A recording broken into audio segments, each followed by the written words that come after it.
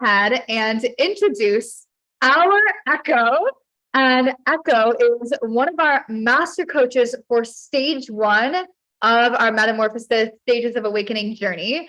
She is an incredible master coach. She's a specialist in trauma, and she does a lot with the nervous system regulation. And she has a tons of embodiment tools and practices that can help you regulate your nervous system, especially for you guys that have been experiencing a lot over the last 2 weeks with the eclipse. I know some of you guys said that you're in a certain stage, but during the last week or two, you have been dealing with stage one stuff and stage two stuff. Echo is really going to help right now, bring you some tools that can help with that. And she's also going to be working with us inside of our Crystals community for the next year. So she is incredible. And with that, Echo, welcome to Emergence. It is amazing having you here. You're so happy. It's midnight here for me in London. I love your peppiness. And I'm coming into the winter of the day. So it's beautiful to hear your summer energy right now. Thank you so much for your excitement and your introduction. And yeah, grateful to the team and to Jess and Eloan for getting me prepared to be in this space. And before I get into the introduction, I would really just love to invite, and I will say this anytime that I'm in the space, if you feel safe and comfortable, it is so helpful for me to be here when your videos are on, if that feels good for you, because it feels like I'm with other human beings. And sometimes in the online formats, it can feel really awkward talking to just names on a little black box. So I encourage you, if it feels a little edgy for you, thank you. I see some cameras switching on. It's just beautiful to see how you're receiving things, the body language and connecting. And we've gotten so used to this online format that I feel I miss a lot of the cues, the human to human cues.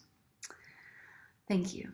So that being said, I just told Eloan we had our sound check, and I wrote it in the chat thinking it was just to Eloan, but I want to switch it up and just offer a little chant and a meditation space with my drum before we come into the space.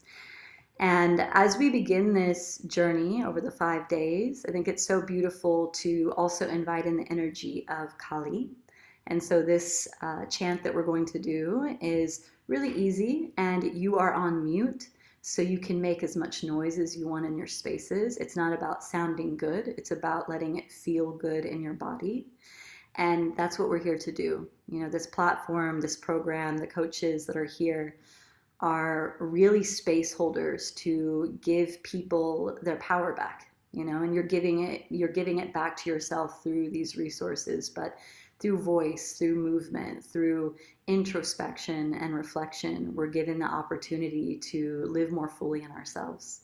So we'll see how this sounds. You'll see how this sounds in your spaces. And again, it's not about it sounding beautiful for myself. It's not about it sounding perfect for yourself either. Let the words move through you. And even if you don't know Sanskrit, the chant here is just meaning like I call in this Kali energy. And Kali energy is this creative energy. You know, Shiva and Shakti do the dance of destruction and creation. And without destruction, there can't be a shift, there can't be change. And when we're going through the dark night of soul and we're going through challenge and we're moving through trauma, it's an initiation. And this energy of Kali is really that initiatory energy that's creating space for something new. So that being said, I'm going to invite you to shut your eyes down, to just come into your breath. There's something really precious about tuning into these online spaces in your own sanctuary. So wherever you're tuning in from, generally a place that you feel safe. I see some beds here as well. So just closing the eyes down, and if you need to place a hand somewhere on your body to bring in some touch, just giving that love language to yourself of touch, really landing in the physical body. So no matter where you were before, no matter where you'll be after this, in this moment, choosing to be fully present And just feel the heartbeat. Listen to your breath moving in and out of the nostrils. You can tune into sounds near and far, and we're coming into this space of orientation, like orienting yourself. Where are you? How do you feel? Where is there contraction? Can you send your breath there? Can the exhale be soothing and nourishing to your nervous system? And as you hear the drum and the words, if they want to come through you, feel free to hum or to sing along in a call and response manner. And again, most likely no one can hear you, so just allow yourself to feel free in your voice. It's one of our most sticky places. So let's do a little cleansing breath.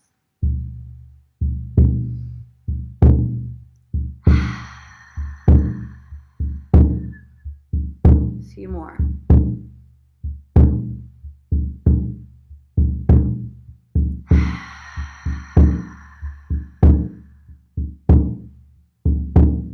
And just resting in your body, hearing the sound of the drum, even if it's faint or a bit muffled through this online space, just visualizing the heartbeat, tuning into the heartbeat, settling into the body.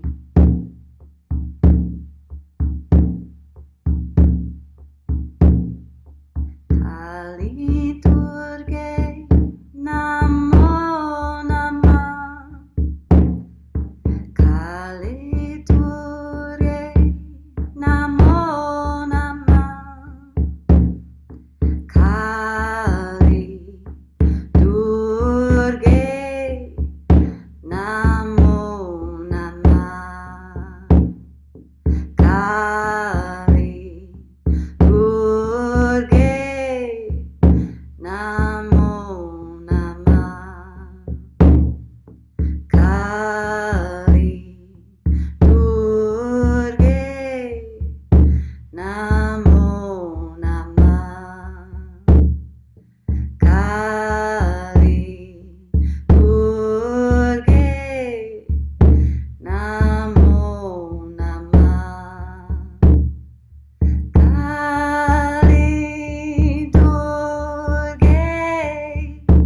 Namo Namah.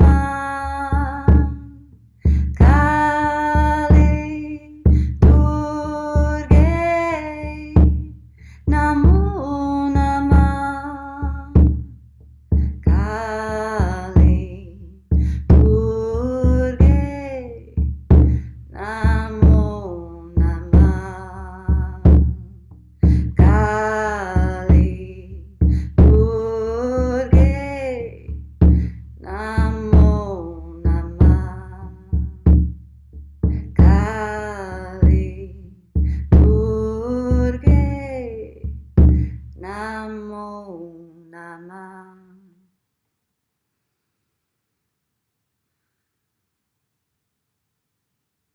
In just a moment of stillness and silence, notice if you have the tendency to want to move, to fidget, and just be.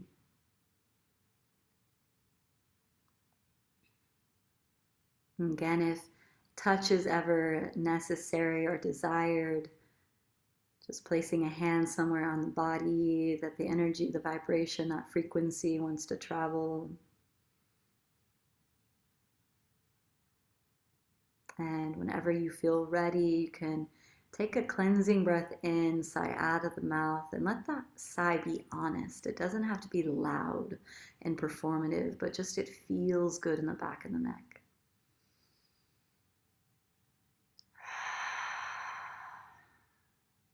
And 2 breaths here with humming in the back of the throat. So just find a hum with closed lips on the exhale.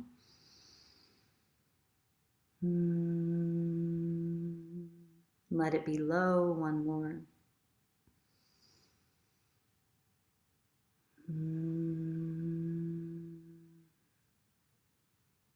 And when you're ready, you can slowly open the eyes, come back into the space. I encourage you to look anywhere but the screen. You can Move the body, stretch, little shake, and just orient yourself to the space that you're in. So, welcome, dear journeyers. So beautiful to be in this space. And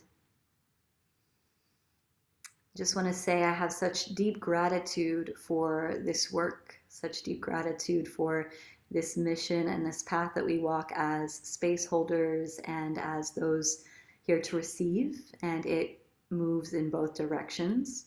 And so being given this space gives the opportunity for that symbiotic relationship. And what I really love with this program and with Metamorphosis that I'm just getting to know is this story of, seeing myself in your story and you seeing yourself in my story. And that when we share, that we're able to not tune out, but to tune in to what aspects of a person's story touch us. And there might be different characters, there might be different challenges, but that we notice like, oh, there's a need here. There's a need of acceptance. There's a need of love. There's a need of being seen, being valued, being a part of, and that is universal. And we realize that our needs that we have are not so unique, that they are very universal, and our pain is not so unique. And in the moment when it can feel severe and it can feel pointed and it can feel very individual and unique to ourselves, to remember that we are all reflections of one another and that suffering is collective, and so is that ecstasy, that joy on the other side of the spectrum. So as we move into stage 1 and the connection to the dark night of the soul and this connection to trauma, there's some questions here that I ask myself when I'm tuning into what I want to share. And so this will just be a free flow. There's no organized answers here, questions. And I do encourage you, as things come up, to write them into the chat box if something feels alive for you, and I'll do my best to look at them. And what I don't get to, I'm sure that I'll be directed to covering them in some other way as well. So I'll keep an eye on that. First, I'll communicate about my story a little bit and who I am and why I'm here speaking about this. And for some of you have worked with me before, some of you have not. And so thank you for trusting me to be in this space as well and to share. And something that I heard that's quite corny, but very true, when I was beginning to study trauma and trauma therapy and getting deeper into my path of healing, I read somewhere that any research is me search. And I thought this was really corny, but quite quirky, because it's true. The things that I feel that we deeply, deeply research and that we go into these portals and these places of curiosity and introspection, they start with ourselves.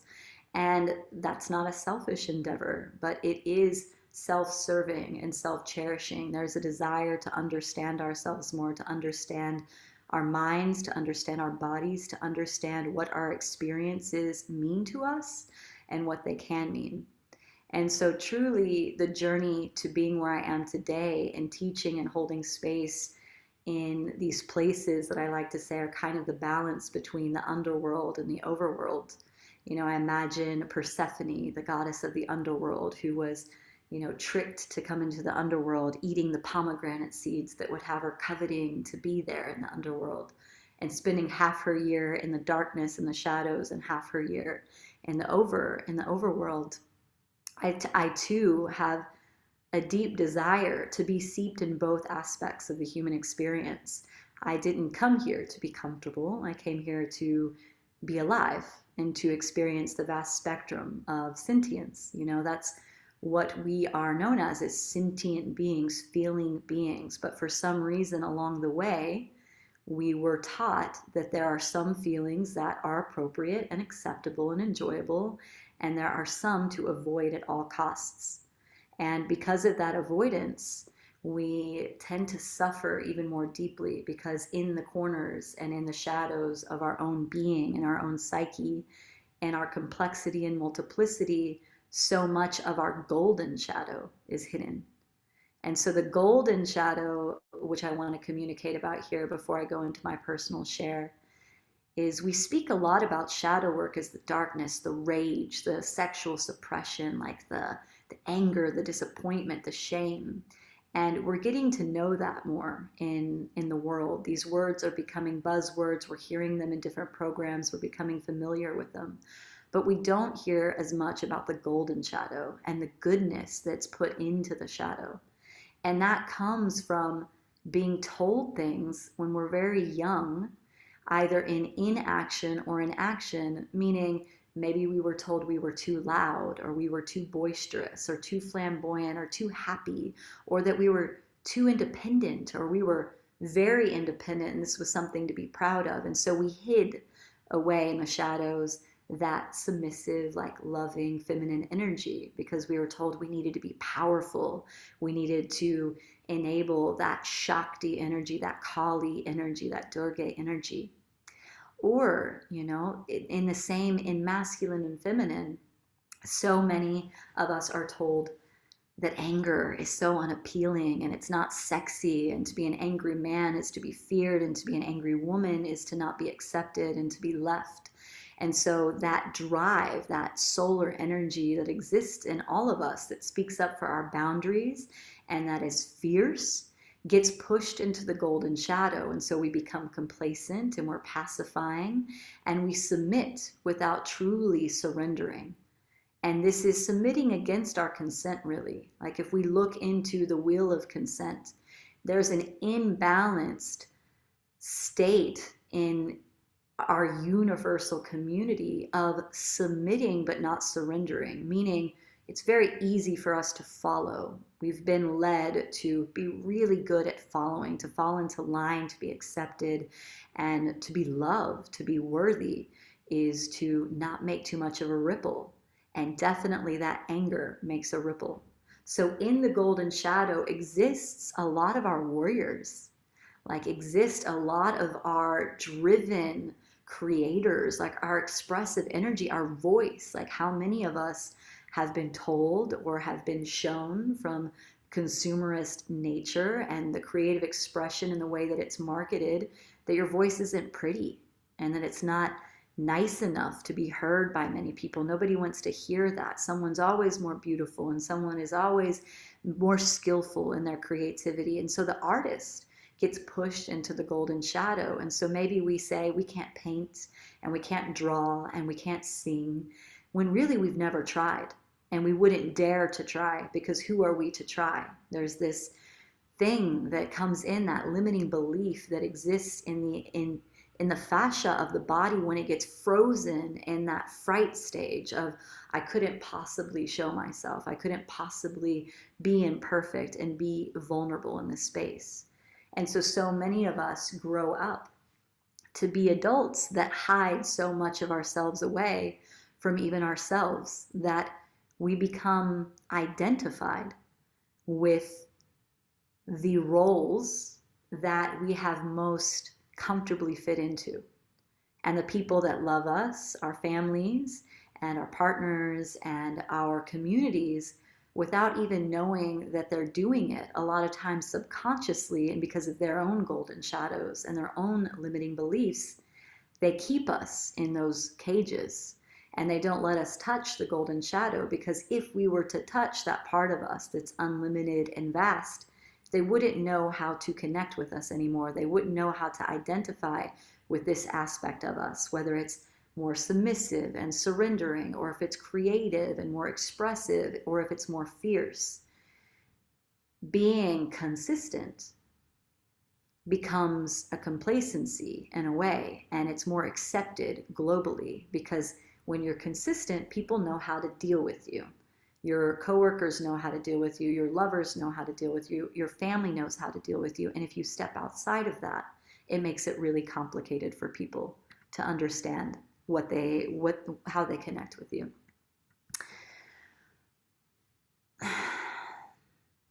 So moving into a bit of my personal story, I don't need to go into the graphic details. It's been said in many, many places and within my programs and on my channel. And so the story has been told and the book is being written. And so there's a desire for me of like, if you want to know the story, here's the book. Just read this and then you know. But what's important to know is not the story and not all of the details, but what came after the story. And with the story came a lot of victimization, which is also really common in our world. A lot of victimization. And I had every reason to feel myself to be the victim. I had every reason to be upset, to be angry, to be hurt, to be upset, yes.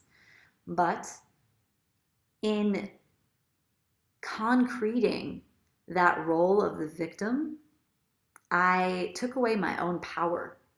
And the thing is moving through the kit and caboodle of trauma.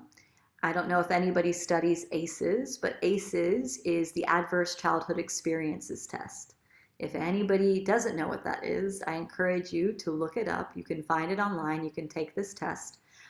There are some additions that I have made to this test when I'm working on it with clients, but there are 10 questions and you get a point for each question that you're in. And it's like the worst test that you can take. You don't want a good grade on it. But to have a 10 is to be highly traumatized and to be diagnosed in the DSM, which is a trauma manual, to be pathologized as CPTSD. And CPTSD is post-traumatic stress disorder, but complex.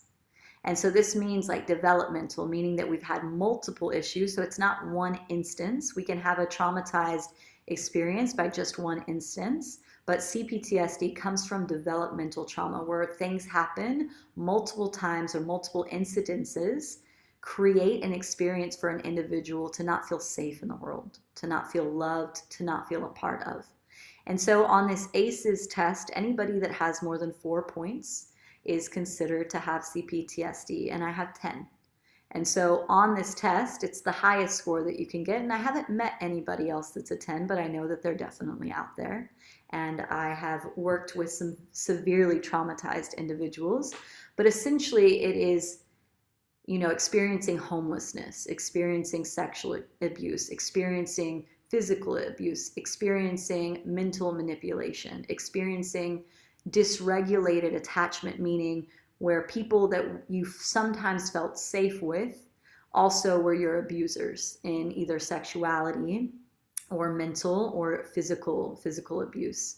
And so the mind, the neurology gets wired that people that you love will also hurt you. The people that you love will abuse you.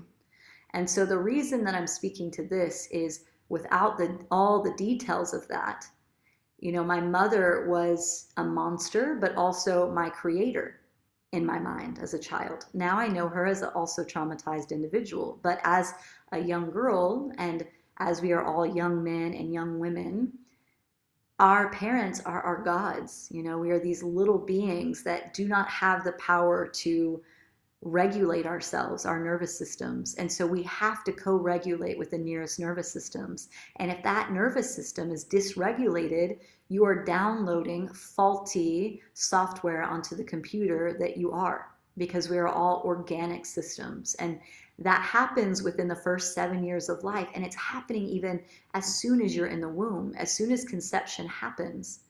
And I've remembered and had these past experiences of feeling rejection even in the womb, knowing that I wasn't accepted coming into this world, that I wasn't wanted. And so to feel that kind of experience and that connection with the mother, with the maternal, is incredibly traumatizing. And to have the absentee of the father and the masculine who holds the space, it's that abandonment. So it's the lack of acceptance, it's the rejection, it's the abandonment, and all of the limiting beliefs come into the space.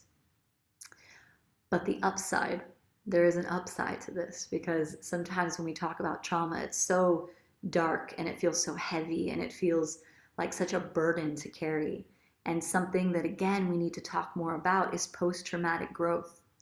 We have the golden shadow. What the golden shadow gives to us when we take the initiation that is trauma, especially with the specific flavor of childhood trauma, when we can step out of victim consciousness and acknowledge that our parents were also just beings with needs that weren't met in some way, and that they are not our perpetrators, even if their behavior was incredibly of a perpetrator. If we can step out of the drama triangle of the hero, the perpetrator, and the victim, and we can see that now as adults, yes, we're no longer that dependent child, but now as adult, we have the opportunity to be accountable for how we show up, to be accountable for the choices that we make.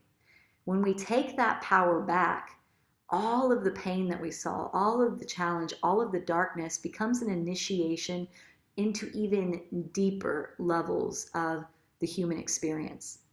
Because in this world of 8 billion people, we are walking around, but we are not all on the same timelines.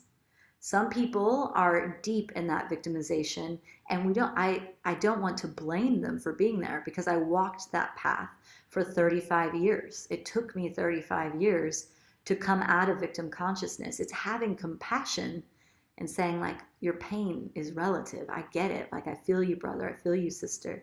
And what are you going to do about it? Because you are no longer that child crying in the corner, desiring your mother to hold your hand or your father to tell you that you're safe. We have to, or we get to, learn to take the initiation to become the internal family that our families never were. Because I can tell you, this belief that we're so unique in the trauma that we've lived out as children, I have worked with and I am friends with so many people that have had the most supportive families, with people that have had the most unsupportive families, and we are still traumatized.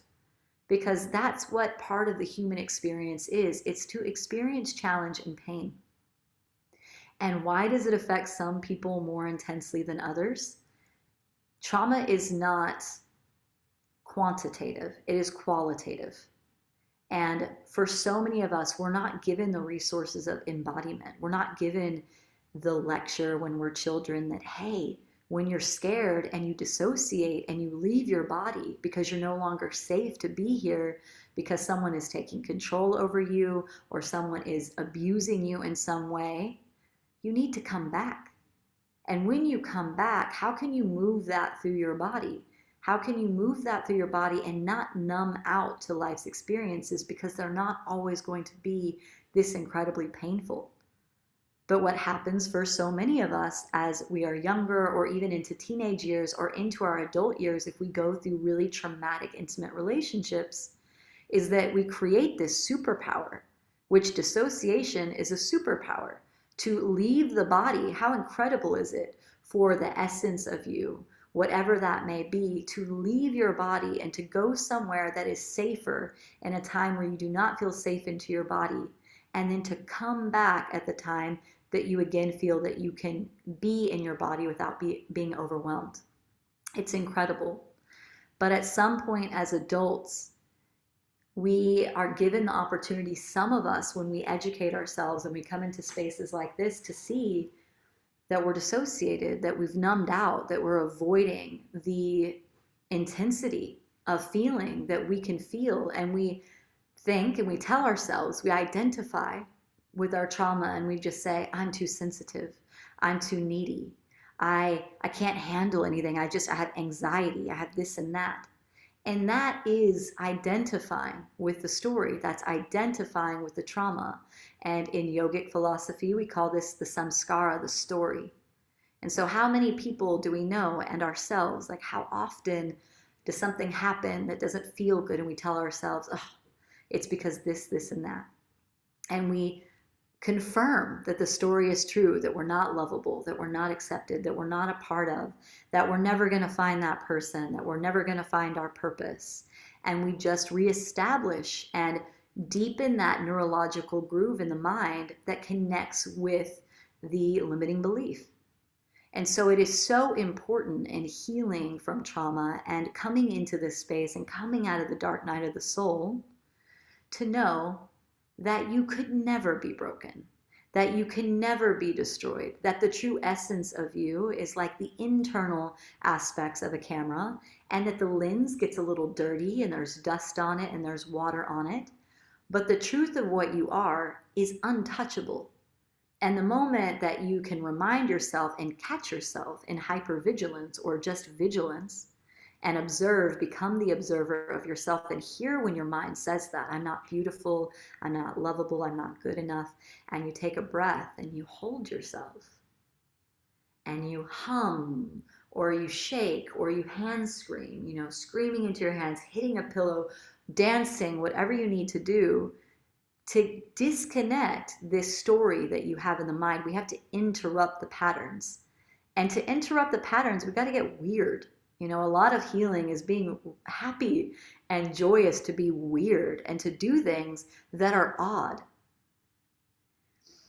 I'm going to look at some of your comments here. Yeah. Yeah, and trauma gets passed down as traumatized parents then traumatize their kids. And yes, there has to be compassion, and there doesn't have to be. But my invitation to you is that there is compassion for your parents. It took me my mother dying to finally have compassion for her. And, I didn't speak to her for 14 years before she died. And just looking back at the mid 20 something Echo, it's unbelievable to me how I experienced my mother's death, because in the moments that she was dying from her own addictions and her alcoholism and her own undoing, when I got the call that she was going to die, I said, she's not my mother. I don't care. Let her die. And so this was a deeply imbalanced response, but it felt so true in that moment. It felt so deeply true to me that I didn't care, and that I didn't love her, and that I hated her. I had all this hatred. And we carry that sometimes our entire lives. And what I would like to say is that when I saw my mother on her deathbed, that it shifted, and that she had empathy, and that she said sorry, and she said, I love you, but she didn't. That didn't happen. She was still as unkind as she always was, and she still didn't like me, and she was still very unkind, even till her last breaths. But what I came to realize in letting her go and after her death, through aspecting, which is another part of working with trauma, is, and some of you may have done this and some not, but getting a pillow and putting that pillow across from you and really going into a meditative state. I like to call this the hypnagogic state, or the theta state, the hypnagogic state. And breathing and coming into that space with yourself and evoking your mother or your father or whoever it is that you need to have a conversation with, that you can't have in this life, and that you can't have because either you're unwilling to see them in person or they're no longer here. But visualizing them sitting on that pillow and looking across to them with the eyes closed and just asking the questions that you need to ask. And something that came through for me, that for me was so real. It didn't feel like I was having this hippie, airy-fairy, therapeutic moment of pretending and creating a story that my mom was saying. It was real. She was there in front of me when I really, really evoked that and really took it seriously, of if I could be in her, if I could see from her mind, if I could really be in her story, where does her pain come from? And I just said, why do you hate me so much? Why? I'm your daughter. Why do you hate me so much? And she looked back at me with tears in her eyes, and she said, I never hated you. I just hated myself. And I still get chill bumps when I say it. I just started sobbing, and it still brings tears to my eyes, because in that moment I knew it was true. I knew all that time, all the hatred, all of the abuse, all the pain, it was a projection of the hatred that she had for herself, the self-sabotage. And there was so much compassion and love for her, and a desire that she were still here so that I could be an ally to her. But that wasn't my job as a child. And we have to understand that when we are children, It is not fair to be parentified, meaning to make us grow up from such an early age, to be parentified at such a young age and have to care for ourselves. It's not fair, but it happens every single day. And it happens to so many of us. And so we have the opportunity to either for the rest of our lives hold on to that and cry and grieve and grieve and grieve, or move through the stages of grief and ask ourselves, what have I learned from this? How can I relate to others? How can I turn my pain into poetry? How can my wounds become the wisdom? How can this become a medicine? Like, how can I channel this into medicine? And so at some point in my mid 30s, going through one of the most toxic, intimate relationships I've ever been in with a modern day shaman, that my very pacified and submissive me went into relationship with, because I wasn't able to touch my own fierceness and my own boundaries and see my own power.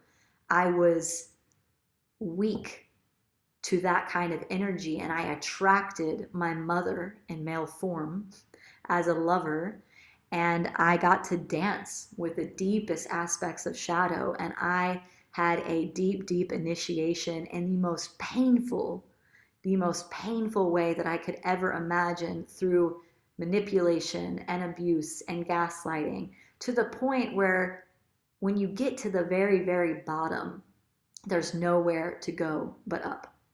And so when that relationship ended and I was 16 pounds lighter from being anorexic and not sleeping and giving all my power away to a man that I thought was going to be my hero, because I didn't think that I could actually be my own hero, that I could take care of myself. And I projected that onto someone that was also in his own wound of needing to be glorified and externally validated. And we were playing into this trauma bond and just sucking the energy out of each other, that when we fell apart, there was literally no more energy in me. And at that point, I either could go back into my same loops, or I can go to where it all started. And so in that space of my darkest night of the soul, I chose to go back to my childhood home after almost 2 decades and to do a healing ceremony at the house in which my mother died, where a lot of other traumatic experiences and characters from my past lived, because my mother's home was a drug den and a place of a lot of fear for me and a lot of sexual experiences that I did not want to remember. When I went back with this new perspective, that I was no longer a victim, that I had power, that I was a conscious creator, it wasn't scary anymore. When I came to this house, this place that had been a black hole to me, that I had traveled the entire world to escape from, that I had literally traveled all corners of the world and left the United States for 7 years without stepping foot into it. It was like my little girl was running as far away as she possibly could from the source of her pain, that when I went back with this new perspective that no one could hurt me now, that I was in my power, that no one could take advantage of me, that I had fierce boundaries, a light had lifted, and all of a sudden I saw that there was always beauty there as well. And I walked through the forest in which I lived when I didn't have a home and I was homeless. And all these stories of, oh, I was homeless, I didn't have food, I didn't have love, I wasn't accepted. I remember I loved the forest. I loved sleeping there. I loved the animals. I swam in the river every day. I was like Mowgli from the Jungle Book. It was like camping as a child. I remember I actually enjoyed so much of it, but I had covered all that up and made this the black hole of my existence, and it had had power over me for 35 years. And so going back to that space with this new perspective lifted all this weight and really opened the world to me. And it can happen that quickly. And that's the beauty of integrating from our traumatic experiences and our dark nights of the soul. We think sometimes that we have to do 7 years of therapy, and that we have to get 15 life coaches, and then we have to have all of these experiences. But in programs like this, it can be one lesson, it can be one teacher, it can be one sentence, it can be one quote, one song that turns the light on and completely changes your world. And so, what I've noticed is that since I've come out of victimization and since I've stepped into my power, I've definitely lost a lot of friends because I'm no longer easily boxable. I'm no longer easily identifiable. I'm no longer accessible to everyone, that's for sure. I'm much more discerning about how I spend my energy, but let me tell you, my relationships are much deeper. They're much more authentic, and I'm not in them because I need to be in them. I'm in them because I want to be in them. And this is the reality of coming out of victimization. We get to choose our lives. We're not just going into what life presents us. We actually get to choose from all these different options. And don't you want to be in a relationship where you're actually chosen out of desire and not out of need? Because most of us are in relationships through a trauma bond. It's completely normal. And so, again, it's not something to shame, but it's something to recognize. Most of us are in codependent relationships, and I was in them most of my life, where we are feeding off of our different wounds and we're just spiraling deeper and deeper and deeper until there's a combustion. And then we convince ourselves that it's their fault or it's not the right container. And then we get out of it when the work is there. You know, that's the initiation. When you see all the junk, you can either sit in the junk and find the gold in it and see, like, okay, where's my part? Like, how am I accountable for this mess? Or you can get out of the relationship, go into a new one, experience the honeymoon phase, have really great sex, have all the dynamic, fiery, explosive energy that is so amazing about trauma bonds, and then go right back into that spiral and take the initiation or not.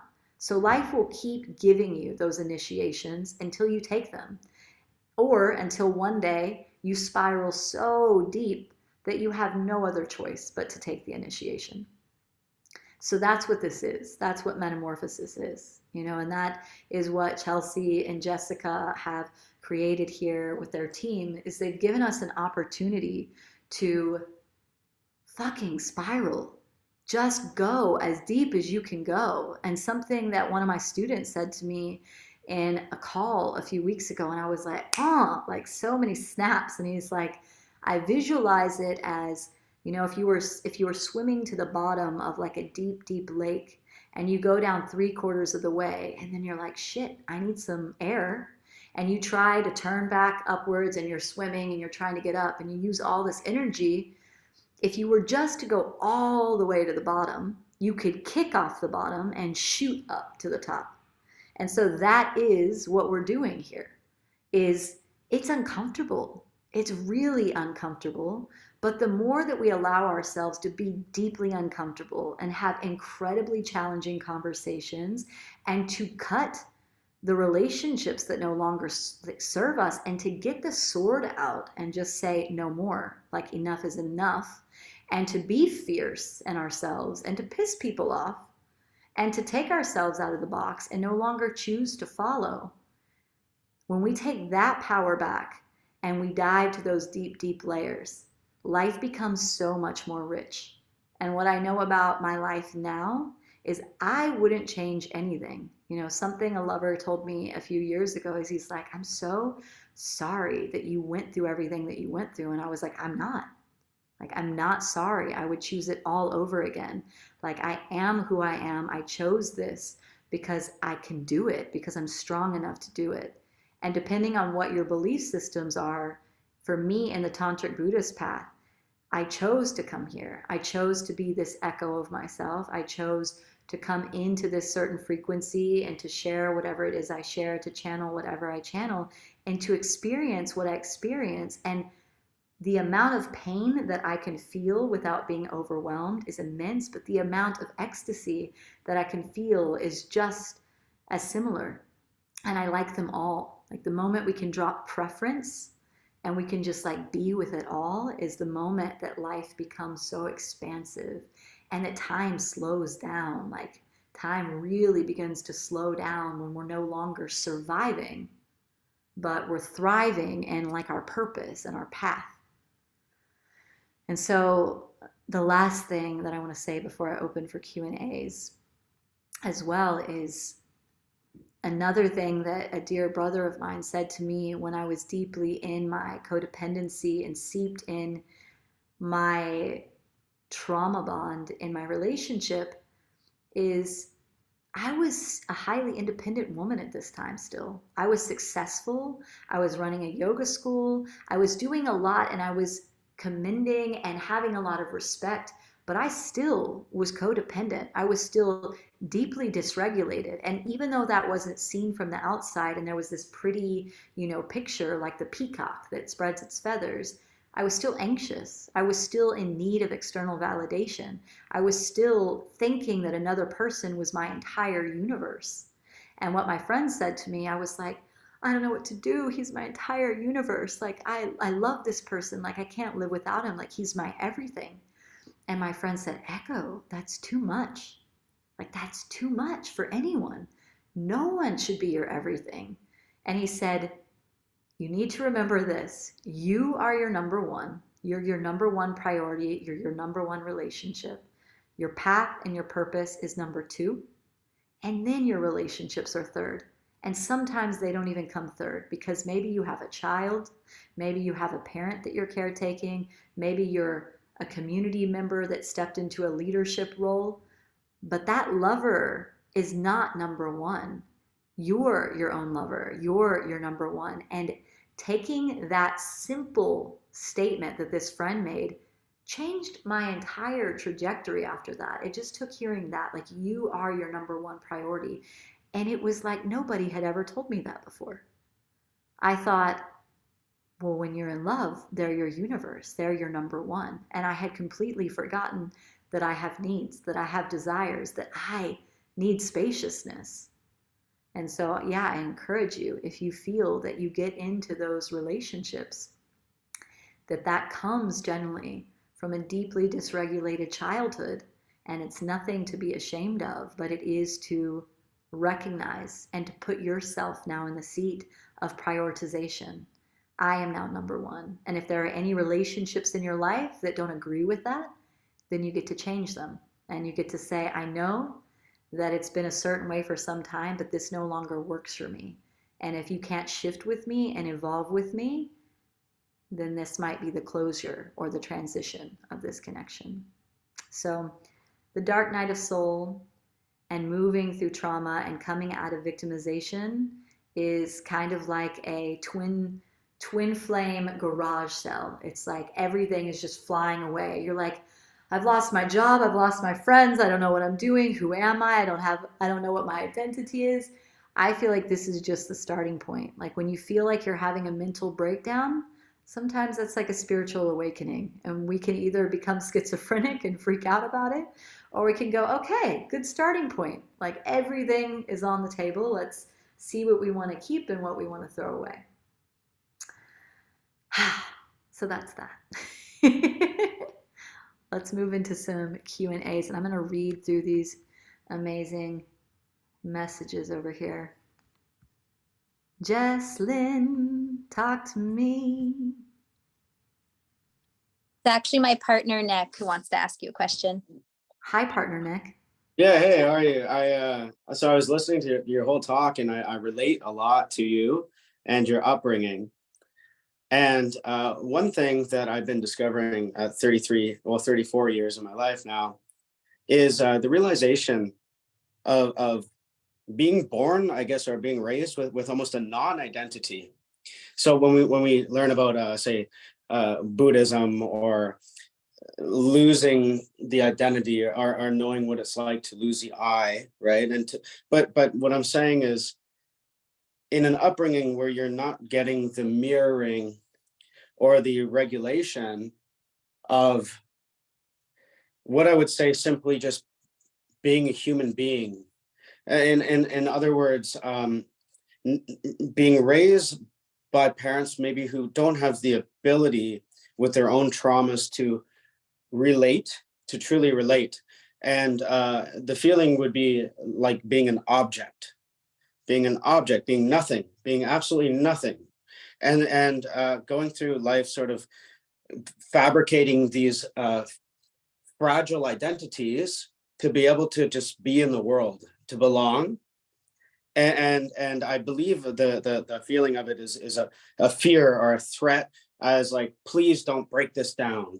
I worked so hard just to fabricate this so I could just feel comfortable and feel accepted and just be in this world and relate to people. Do not break this down anymore, because I cannot handle that void of nothing, of nothingness. And so it's almost a backwards aspect of that, of trying to then, because we can have a strong identity or an ego, and then learn later what it's like to lose it. But what about the opposite? Do you understand what I'm saying? Yeah, I'm getting there. Give me one more sentence on that aspect that you said of losing it. So give me one more sentence, like So in order to reflect on losing the I, or becoming, we first have to have that strong sense of identity that's formed by mirroring, I believe, as we're raised in life. Like if you're wait, like, here I have a response, I think. Let's see what comes through. Um, I would actually challenge you to say that you don't need to have a solid identity. I would say that having the solid identity is probably what is feeling really uncomfortable, because the attachment to that creates suffering. And if you really think about it, we're an amalgamation of every person that we've met, every experience that we've had, and we've just chosen what we want to put on. We're like, I'll take a little bit of this, I'll take a little bit of that. So you're like human soup. You're just putting in different herbs. And so I would say actually allowing yourself to fall apart and to go into the unknown, and whatever discrepancy happened as a child and whatever you didn't receive, instead of being fearful of, oh my goodness, I don't actually know who I am. This has all been built on a house of cards and now it's falling. Instead, changing that fear to excitement and being like, holy shit, I can literally be anything I want. I could be a singer, I could be a writer, I could, all these dreams that I had, I can be any of these things. And I think this is what turns people from the awakening and the dark night of the soul and the initiation to falling back into line, because it's way more comfortable to be that solid entity that you've created, to be that actor, because really we're all acting, you know, we're acting as each of these characters that we were born into, and you can be anything. Yeah. in that identity, that being a part of every, I felt, and I think you would relate, feeling that the sense of mother or nurturing under a tree, or in the woods in nature, putting my hands on the dirt, and just feeling like I'm a part of things. And it's so blissful. But then perhaps to navigate through the world, I think that is related to your discussion of being raised in a particular way, or and that inner sort of existential, Mm. but I think what you said is really the key there, is learning to embrace that as a gift. Don't be afraid to fall apart. That's what Yeah, that's what yeah, I'll leave you with. Don't be afraid to fall apart. yeah, that's very wise. Thank you so much. I'm glad you were here. Yeah, I've heard good things about you from Jess. oh, yeah, Thank you for your question. Do you have any more questions?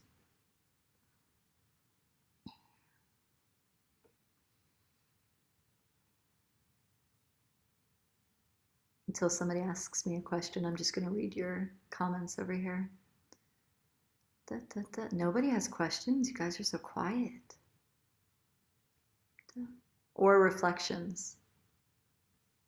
Okay, Michael, talk to me. Wait, I can't hear you. There you go. Hi, yeah, I had the mic off. I'm moving slowly now with life, because I was talking with a very dear friend, and I think we both realized that we were moving so quickly that we were losing the chance to see it. I don't know if you can hear me. Okay, I'm kind of I could hear you said that coffee shop. we're moving so quickly that we're missing the opportunity to feel. Exactly, and I totally related to your story. I also had a very painful and grief-filled childhood as well.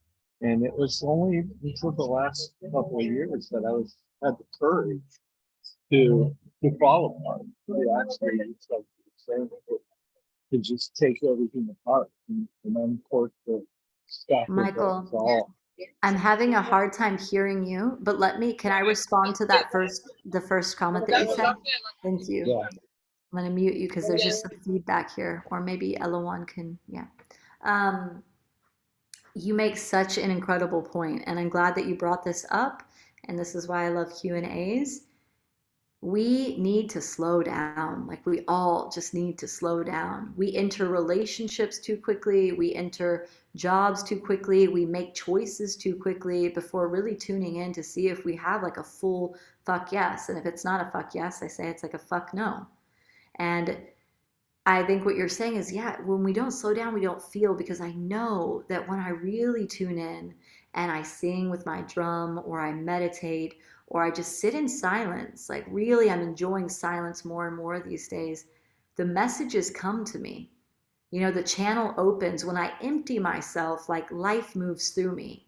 And something that I heard from like one of my guides in a peyote ceremony, I was sitting with the medicine, and it was just so clear. And I remember being so humbled in this ceremony.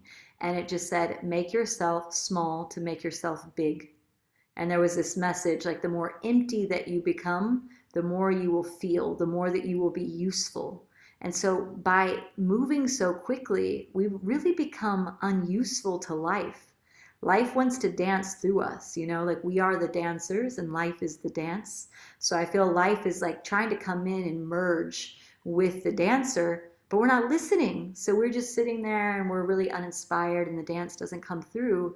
But when we slow down and like empty ourselves, all the signs come, the patternicity, it's revealed to us. And again, it's like I was saying, with 8 billion people in the world, we're definitely not walking on the same timeline. Some of us are seeing the patterns, some of us are hearing the messages, and some of us are focused on where they need to be in 5 minutes and what their next meeting is and what this is going to be and what is, but you can do both. But we need to slow down to feel. So thank you for bringing that up. Yeah. I want to comment on a private message that I got, that I will not speak the name, which is also really, really important here. And this person is speaking about safety, and safety going out into the world, and safety of being violated in their body, and leaving their home can feel really triggering because they don't feel safe in public from something that they've experienced where that control was taken away. And what I want to say here is, when we feel that shutdown, when we are adults and we have the right to say no, but somebody doesn't respect that no and they take our power away from us, again, wouldn't it be beautiful if justice was served in life, and that we could see that, and that pain, that person, when the justice came, that the pain went away, but it doesn't go away. And so that safety that we don't feel in our lives, we have to find totems or practices to slowly thaw us out, because we become so constricted, so contracted in our bodies, that it might take like very small trips out, and letting your friends know, or finding community members, even if you don't have really close friends, reaching out, because there's so many different networks, and just saying, hey, like, I would like to go to this dance class, or I would like to experience this, and finding ways to really create safety for yourself in a small little bubble, and taking little journeys outside of the home, because agoraphobia is real. And it's interesting that this came through, this question, because I also experienced this in the past 4 months, and going deeply into myself when that fear response comes up. So it takes time to thaw ourselves out, but find those grounding practices that allow you to slowly, slowly leave. And I know that we are at the top of the hour, and it's time to move on to our next speaker. So I just want to hand this back over to Chels so that I don't mess up our schedule. Yes, and I know that there's so many people here that still have questions. And if you have a question, just go ahead and send it to us directly, and we can make sure, or you can send it to Echo. Echo, would you be down to put your Instagram in the chat, or maybe Elawan, if you have her Instagram, you can go ahead and chat. Okay, that would be super helpful. I would love for you to put the links in there because I have like hundreds of YouTube videos and like meditations on Insight Timer and YouTube and Instagram. So if the links are there, you can connect with me there if you have any personal questions and we can continue the conversation. Perfect. I love that. Yeah, I know that there's some people here who have questions and they're so deep. And, Echo is part of our community and she's going to be working with us for the next year. So if you want to go deeper, you can go ahead inside of the Chrysalis community, and that's where you can also engage deeper. So just throwing that out there. I know that maybe Alawan, you could put the link to that as well. This is again just the beginning layers of this work. Like stage 1 goes so deep. Echo, thank you so much for being here and for doing this and for being present and sharing your wisdom and sharing your story. You've literally gone so deep into this work, and I am so grateful for you for being so vulnerable and so raw and so willing to really like go into this work, especially with everything you said about being a 10 on that scale. Just like I didn't even realize that. It's just like I'm chill thinking about that. And I really appreciate you. And there's something that we love doing in this community that I haven't shared. We have this phrase and it's called Ashtahe, and it means I am you being me. It comes from this Native American tribe called the Muskogee Nation. And basically, after every single coach, we love to take ourselves off mute and give the coach some love and some care with a big Ashtahe. So I would love for everyone to unmute themselves and to rub your palms together, generating some electricity. And I would love us all to give Echo a really big Ashtahe. Ashtahe, Ashtahe,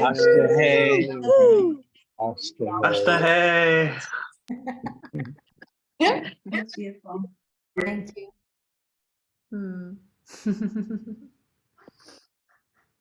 Yes, thank you for being here. We really appreciate you. Thank you for sharing your wisdom.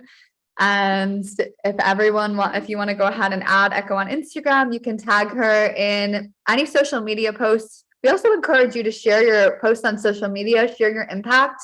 Really nice for the speaker to receive feedback. And for us, you can tag both of us, the Chrysalis space, and so in that, so we can also join you in your journey and kind of understand the things that you guys are moving through and kind of just be able to support you through this process. It's not just like here in these calls, we can also expand into the other realms. So we would love to connect with you even deeper. Amazing. Okay. So next we have an incredible speaker, Krystal. And Krystal is a master coach of stage 2 in our journey.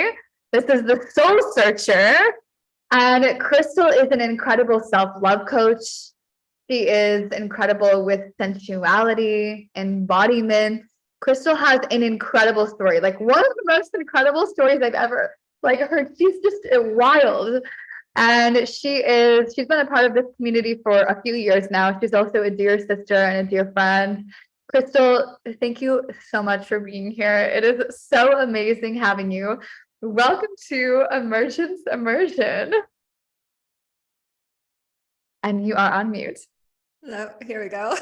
Yay! Thank you for having me. Hello, Chelsea. Hello, everyone here. Thank you. I'm so excited and just honored to come into this space and drop in. I just caught the very tail end of that, and I feel it's really aligned with what I'm going to share too. So very excited. Thank you, everyone, for coming. I just want to take a quick view of everyone that's here. Yay! Hello. Just like to take, okay, yeah, someone's dancing. Okay, a couple dancers. All right. Love the energy. Here we go. Okay. So I'm going to do a screen share. Should I do it right away? Yeah, okay, perfect.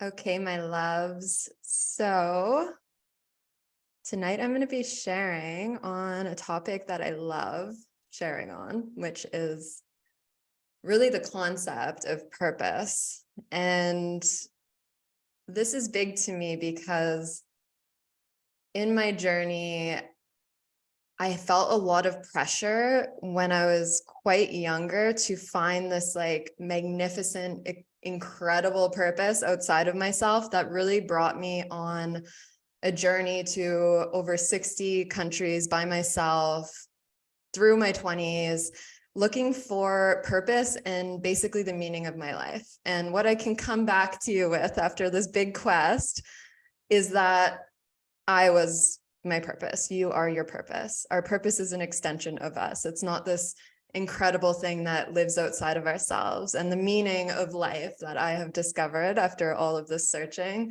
is that I'm the meaning of life, that we are, is to simply exist and be us. And it's the most simple thing, but it took me a long time to really discover that and come into it. So to start this, I'm going to share a little bit of my perspective of what purpose is. And my intention behind that is to relieve any pressure you may have around discovering this incredible, like big purpose outside of yourself, like how I used to feel, because a lot of people I connect with and work with feel anxiety around the topic of purpose if they feel like they haven't really created a life at this point of meaning or purpose. And basically, I'm here to tell you that you're already living your purpose. Like we really are. And I'll get more into that. But to fully drop into this space, I'm just going to invite all of you to close your eyes for a minute. And we'll just take a few deep breaths together. And I was reading this book this morning. I'm just going to read a page out of it to you because I felt it was really fitting and aligned with this class.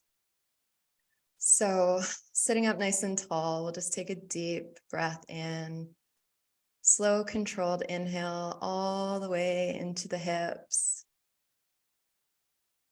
And an audible exhale out, releasing any tension.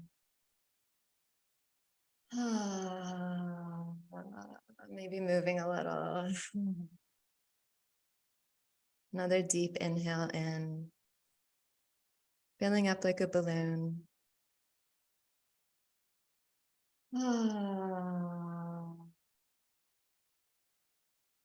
And one more deep inhale. And just honoring each of you for showing up for yourselves, for this incredible community, and also for me.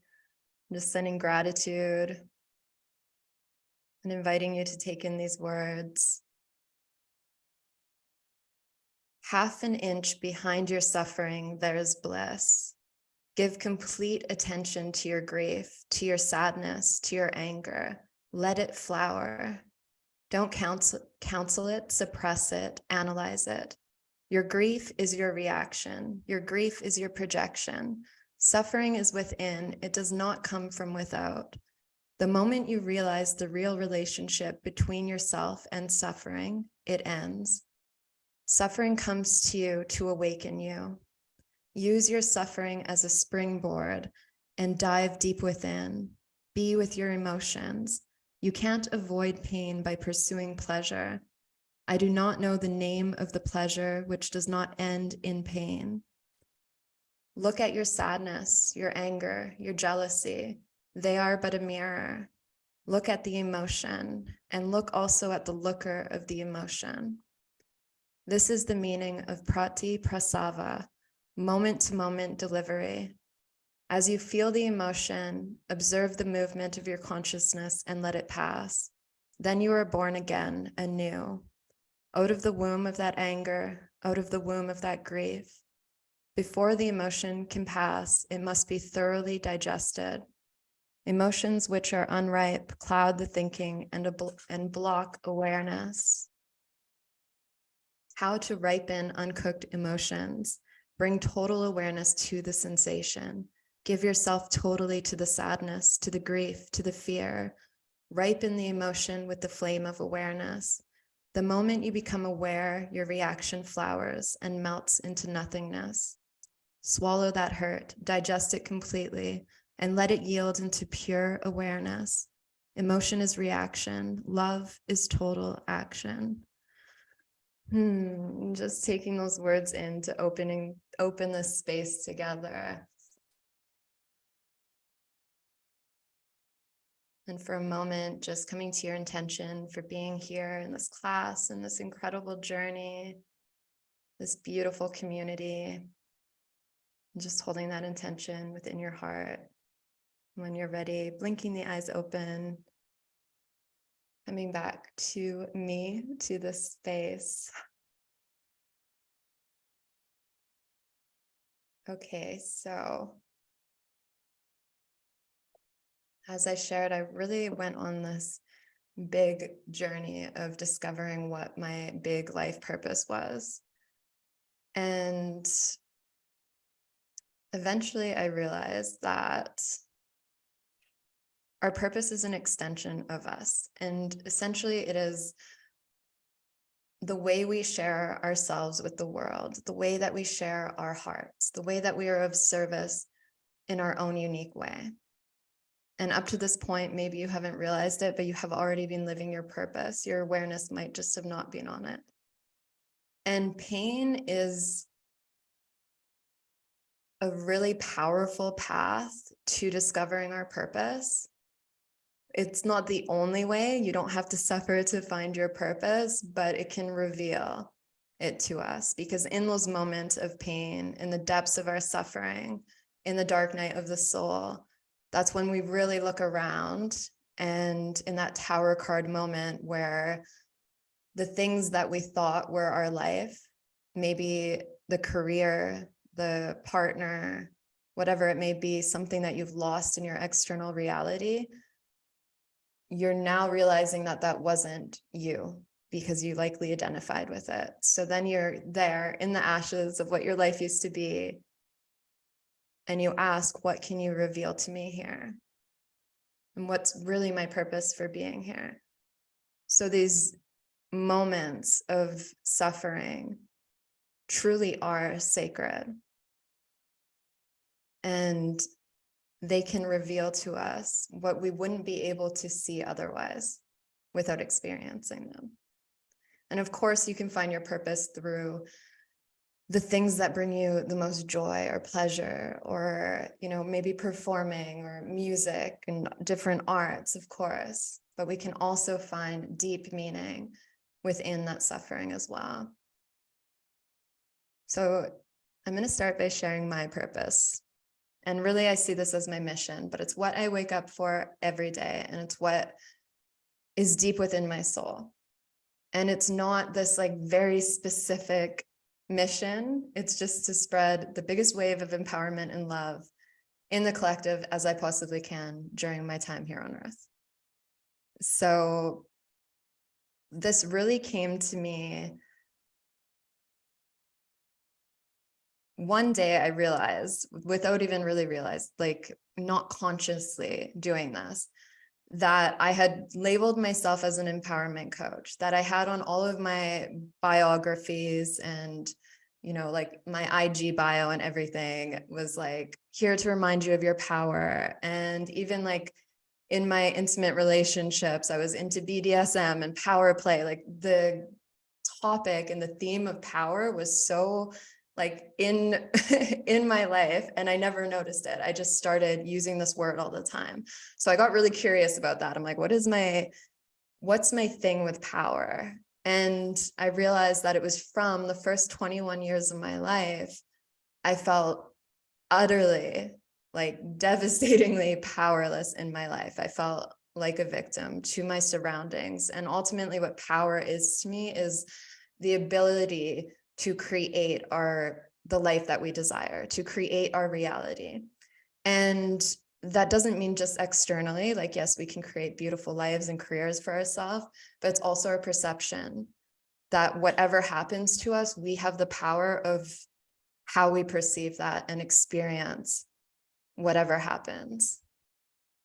And in my life, I grew up in really, I would say, rough areas of Canada, of Northern Canada. And I was a victim, and we are when we're younger, because we can't, when you're 6 years old, if someone's abusing you in your household, you can't go get a job and create a new reality for yourself. And in that space, you feel like you are a victim and you feel it, but you also feel like it's happening to you, like you deserve it. You're not able to make sense of it just yet, that it's wrong. So that feeling of victimhood is like, for me, I felt like I did something wrong in a past life, or there was a reason. I must have been like a bad girl or something that this stuff was happening to me. Oh, sorry, I'm just seeing the chat right now. The name of the book, I think, yeah, it's called Strands of Eternity, but I'll give it to you later as well. Yeah, so that really set me on the path of being an empowerment coach, was so deep within my soul. I don't want others to feel as powerless as I felt. Yeah, that's not my book. And through this experience, my why has always stayed the same. And the path of embodying that has changed so many times. So when I was 21, I basically got a one-way ticket to China by myself, terrified, like coming from a small town in northern Canada where it's like cold 11 months of the year, not knowing anything. I had like under $100 to my name, but I was getting out of a very, very deeply abusive relationship that almost took my life. And it took everything I had to really leave the country and start a new life for myself. And in that, when I arrived in Asia, I continued to learn that the women there also experience a lot of domestic violence. It's really big in their society. So there was this calling inside of me that I was meant to share my story. And at this time in my life, I was like a beaten little dog. Honestly, I had been beaten my whole life, physically, like in every way. I had been abused. And I couldn't even talk or look people straight in the eyes, but there was just this deep knowing within me that I was meant to go share my story at women's shelters in order to give people hope, because in those moments, I just remember all I wanted was to hear someone's story and to have a little bit of hope, to know that there was anyone on this planet who had experienced something similar to me and made it through it and had the courage to walk away. So even though I was shaking, my whole body like was shaking as I told my story. It was so cute. I made these I drew these yoga poses out. Like I made these little booklets to give away. I drew the yoga poses that gave me like a lot of strength at the time. Like it just like felt like that's what I was supposed to do. And a really big part of that, I feel, is that we're meant to be of service, but also to be sharing our story. And we all experience pain and suffering in some way. And I feel that's really the deepest connection, is being able to share in that way and to be seen in that way. Yeah. And like, I want to say too, with your purpose, it doesn't have to be like quit your job and go all in, sharing your purpose through a career. Like I just moved to, I moved back to Canada, which is crazy. And it's brought up all of this stuff from my childhood being back here. And in this building, when I arrived, I'm in Montreal, and it was so cold when I arrived, and like the days were dark and I don't know anyone here. So the first couple months was really hard on me. It was a really long winter here, my first winter back in 12 years. And there's this little cafe downstairs, and this couple that runs the cafe, like I feel they're so aligned with their dharma, their purpose, just working at this cafe. Like they spread so much joy and love through people's days. Whenever I was sad, like I'm trying to quit coffee, but they have me hooked just to feel their energy. And she told me her husband stays up all night and puts all his love, like baking all these goods, and puts his love into it. And that was just such a beautiful example to me that living your dharma, which is another word for purpose, like living your purpose doesn't have to be, again, this extravagant thing. It's really how you share your heart with others. And the way that I see your mission, your why, which can literally be as simple as just sharing my heart. That's my purpose. Your why is like your northern star. So I've always seen my life like this ship. that gets, it gets rocked around sometimes. Sometimes there's villains, sometimes there's like pirates that come and try to knock my ship down. It's never perfectly smooth, and I can't expect it to be, but it's up to me to remember my power, to call in my power, and to start steering the ship again when it gets off course. But I can't expect it to never get off course. And I feel like one way or another, even when you can't see the path ahead, everything's aligning you to that purpose. And when we listen to our desires, when we pay attention to our desires and our dreams, they're showing us the way.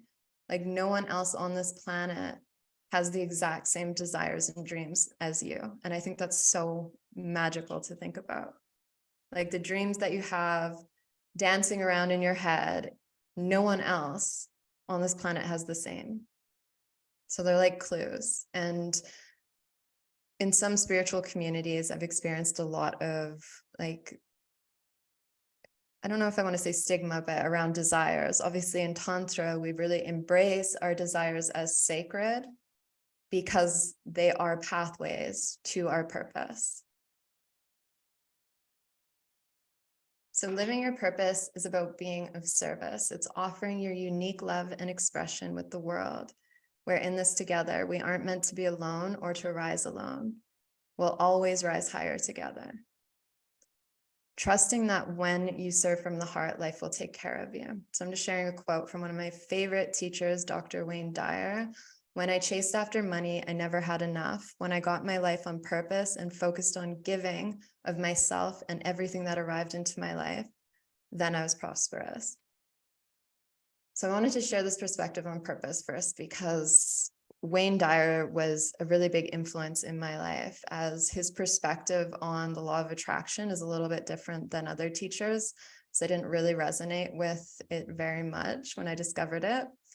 But his perspective is wishing for something and really visualizing that, but wishing it for the collective rather than for yourself, and wanting it so badly and practicing that every day until you want it more for other people than for yourself. Then that's when you're prosperous and you call everything in. And that was his approach. And it's been so powerful for me to step outside of my individual, like my own personal desires in that way and become of service and include the collective. So I really feel that that's a big part of it. And our suffering, if we're doing it silently, like we're not meant to be suffering in silence. We're meant to be in community. We're meant to be sharing our story. We're meant to be receiving support. And unfortunately, in our society today, it's not, that's not common. And there's a lot of shame around it. Luckily, we have beautiful communities like this. We can share openly. So I wanted to talk, oh, sorry, my screen just went away for a sec. Can you still see it? I can see you, Chelsea. Can you see my? Yeah, we can see it. We can see it. Okay, it just minimized randomly on me. Okay. So I wanted to touch on a common message. And this is what I heard, like, in my early 20s when I was really beginning my journey. And it gave me a lot of confusion around my path. So that's why I want to touch on it. It's a common message that I've seen quite a bit is that if it's not in flow, if it doesn't come really easily and effortlessly for you, then it's not meant for you. And for me, like where I grew up, I feel, and it's been a really big part of my journey, trying to understand, like the biggest obstacle in my life, I would say, is where I grew up, like where I was born. But I always had a feeling inside of myself, like there was a reason my soul chose this. And I don't know why. I'm really upset with it for choosing this, but I do believe there's a reason. And coming back here, I've really opened that more.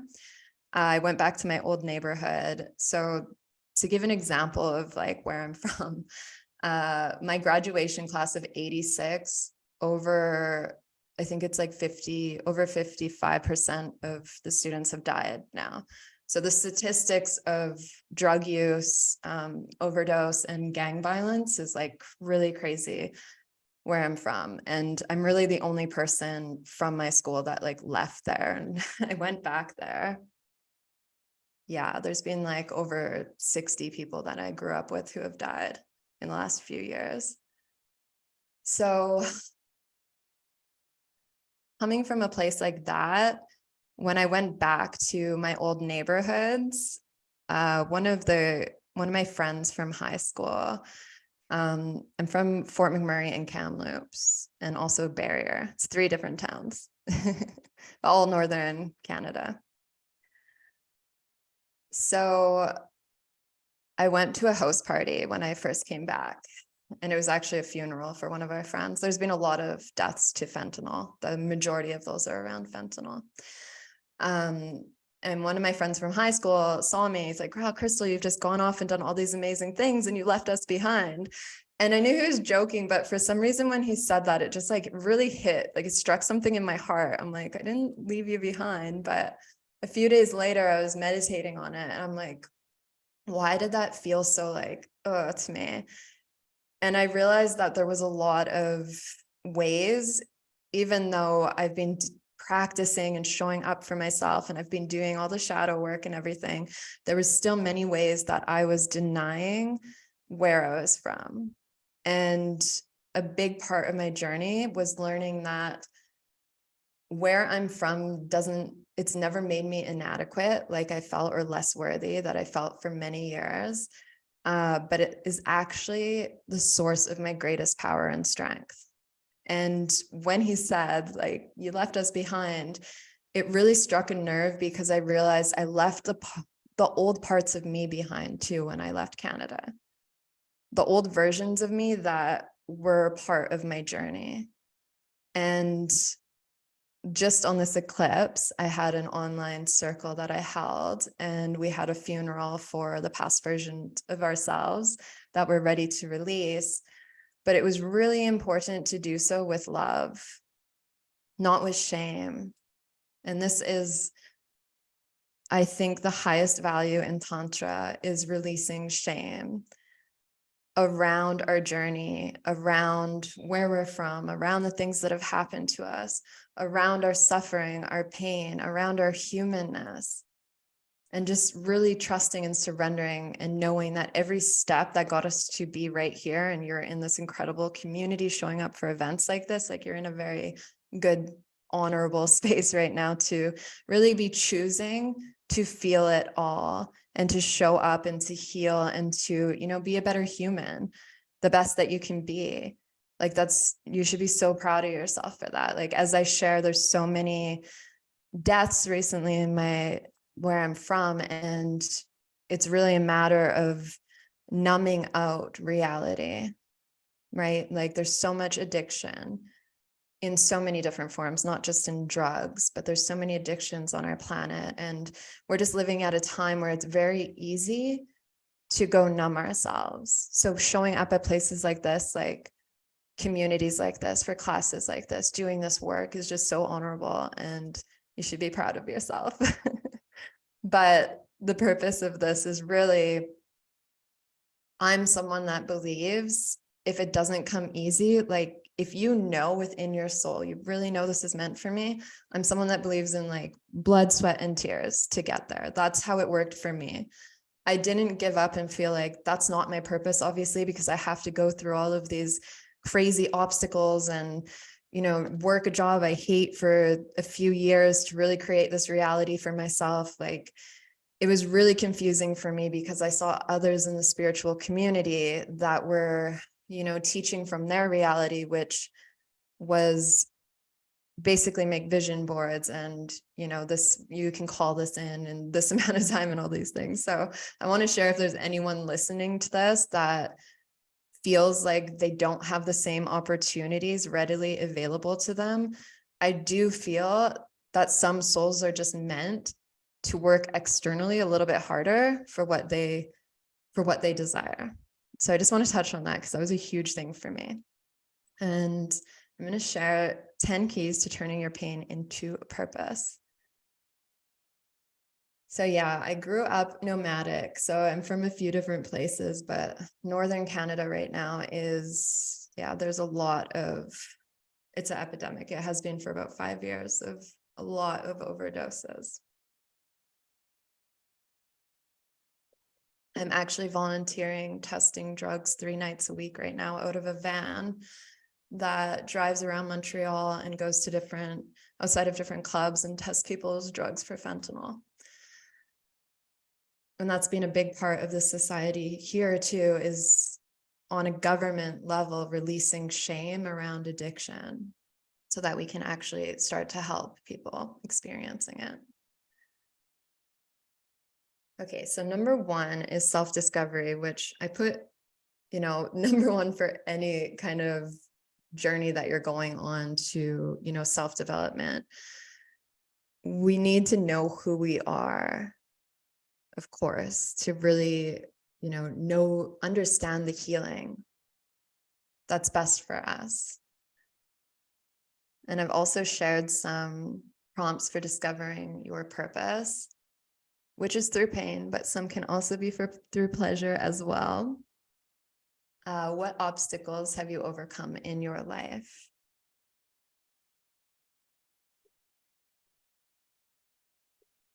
So what have you overcome and what tools did you use in order to do so? And what breaks your heart? So this is a different approach to what do you love doing and do that, right? Like that's a common thing. What do you love doing most that doesn't feel like work for you? That's your purpose. Go for that. There's a different perspective, and this is actually from a book by Tara Ray Trent, and it's a book that I really, if you're interested in discovering your purpose or just really want an inspirational book, it's called The Awakened Woman, but I really recommend it for everyone. She has the most incredible story. She was named Oprah's favorite guest of all time because her story is just so inspirational. She grew up in an African village and basically had a vision with like zero opportunity, and girls aren't even allowed to be educated in that area. She had a vision of becoming educated in America, which was like near impossible for her. And I'm pretty sure it took her like 56 years or something to make it happen, but she didn't give up on that vision. And the stuff she had to go through, like in Africa, you're not allowed to leave where she's from without a husband. And her husband was so abusive to her, and she had to stay married to him and pay for him and like their 5 kids to basically move to America so she could become educated. The whole story is just incredible. But in it, she asked, what breaks your heart when you're wanting to discover your purpose? Because it's a deeper way. Like for me, for example, what breaks my heart is thinking about young people feeling as powerless as I did and feeling as alone as I did when I was going through that, and feeling like a total victim. And that's really why I became an empowerment coach. So it's a little bit different approach to discovering your purpose. And then what has helped you heal most in your life? So what tools have you used? What's your favorite way to create, to play? What's your favorite way to connect with and help others? What are your superpowers, your special gifts? So what do you find people complimenting you on? And what do you love learning about? So what do you often go to? Like what topics? What do you feel most drawn to? And then when do you feel most like yourself? And then 2 is release victimhood. So I touched on this a little. Like the first 21 years of my life, I really felt like I was being punished for something I did in a past life. And this is why I don't love the idea of karma from past lives, because I feel like it's disempowering in this lifetime. Like this is happening to me and there's nothing I can do about it. So whatever your spiritual belief is, whether you believe in past lives, when you take ownership, like if you really believe that your soul chose this lifetime and chose these lessons, it's really empowering to feel like I chose this. And why did I choose this? What lessons are here? How is this all working in my favor for my soul's greatest purpose and growth? And that's how you take your power back from the situations you feel a victim to. And then releasing shame, it's always a big one. Releasing the shame around your past, as I did. I had so much, like, a lot of trauma growing up here, but I also had a lot of feelings of imposter syndrome and unworthiness as a teacher when I came out into the world because of where I was from. It was kind of like this shameful secret that I was keeping from everyone. And I moved to California, and my friends there were just from, you know, like good families and good houses. And obviously we don't know anyone's story. Everyone has their own trauma. But for me, because it was so different than where I was from, I felt less worthy. So I hid it a lot. And part of my journey as well to create a new life for myself, I was an exotic dancer for a year. That was very hard on me at the time, but it allowed me to stay away from Canada and to create a new life and to set up a new life for myself that I don't think I would have without that, because technically I was working illegally without a visa. I can say that now. It was years ago. I'm not going to get in trouble, but that's why, because I couldn't get a visa to work in any of the countries I was in. So that's one of the reasons I went there, and it was just fast money. But I hid that for years, and had so much shame around this, and to the point, like, I was living an internal tug of war. And I feel like so many of us experience this, that, you know, it might not be as extreme as being a stripper and a yoga teacher, but in some way or shape or form, like, there's been things that have happened and it doesn't feel in alignment, because we're not taught how to really embrace the totality that we are, our shadow parts, the things that we've done, and all of the things that make us who we are. Like, there's so much beauty in the parts that you hide. So much. Like, I find that more beautiful about a person when I know their struggles and what they've been through, and the fact that they're still showing up. That's more beautiful to me than, you know, your successful career or whatever is happening externally that's shining out to the world. And when I discovered Tantra, I think I was 26 at the time. I was able to release shame around that part of me. And I got a giant painting done of Kat, who was my name as an exotic dancer. And it was a picture of her. And I got this painting done. It was a huge investment. Like, as a yoga teacher at the time, I wasn't dancing it anymore. And it was a huge investment, but I'm like, I need to do this. I need to celebrate her. I need to have her up on the wall and, you know, celebrate her until the point that I feel she's as worthy of love and appreciation and celebration as Krystal. And I got to that point. And now I can just openly talk about it. For a long time, I would never tell anyone. Like, it was my greatest fear that people were going to find out who I really am. Now it's like nothing to me. And when we own our past and we own the things that have happened to us, it can't be used to hurt us.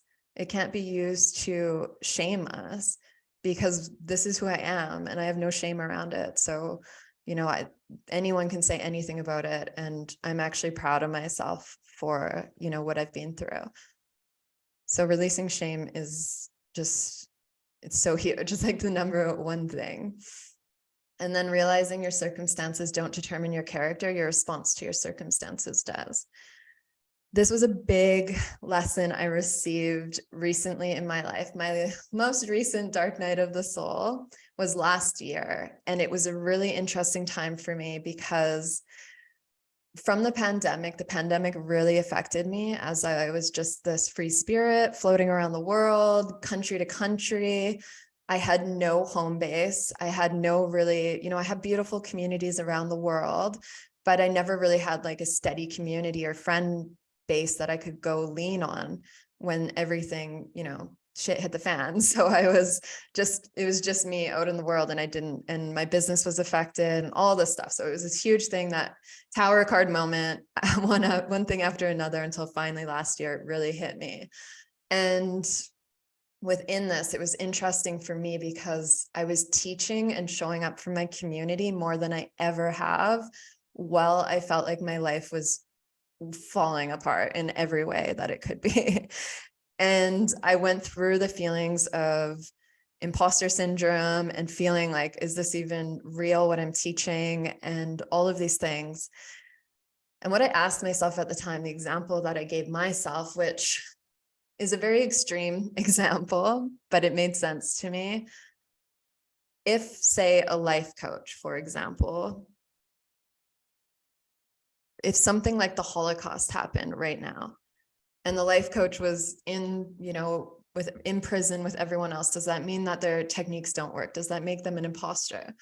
And it's an extreme example, but I realized I'm like, this is really what integrity is for me, that no matter what happens externally, my circumstances, I'm still going to be the same person. So if I'm imprisoned with a bunch of people, I would be the person teaching meditation in there and like showing people that they have power over their perspective. That's my purpose. So it doesn't matter what happens in my life, I'm still going to keep showing up in my integrity and my purpose. And that was a huge lesson for me. It's not like on the manifestation teachings that I've followed, I feel there's so much emphasis on really creating this external reality when like really the key is your perception. Like no one can take that from you. Your highest power is your perception to your circumstances and what has happened to you.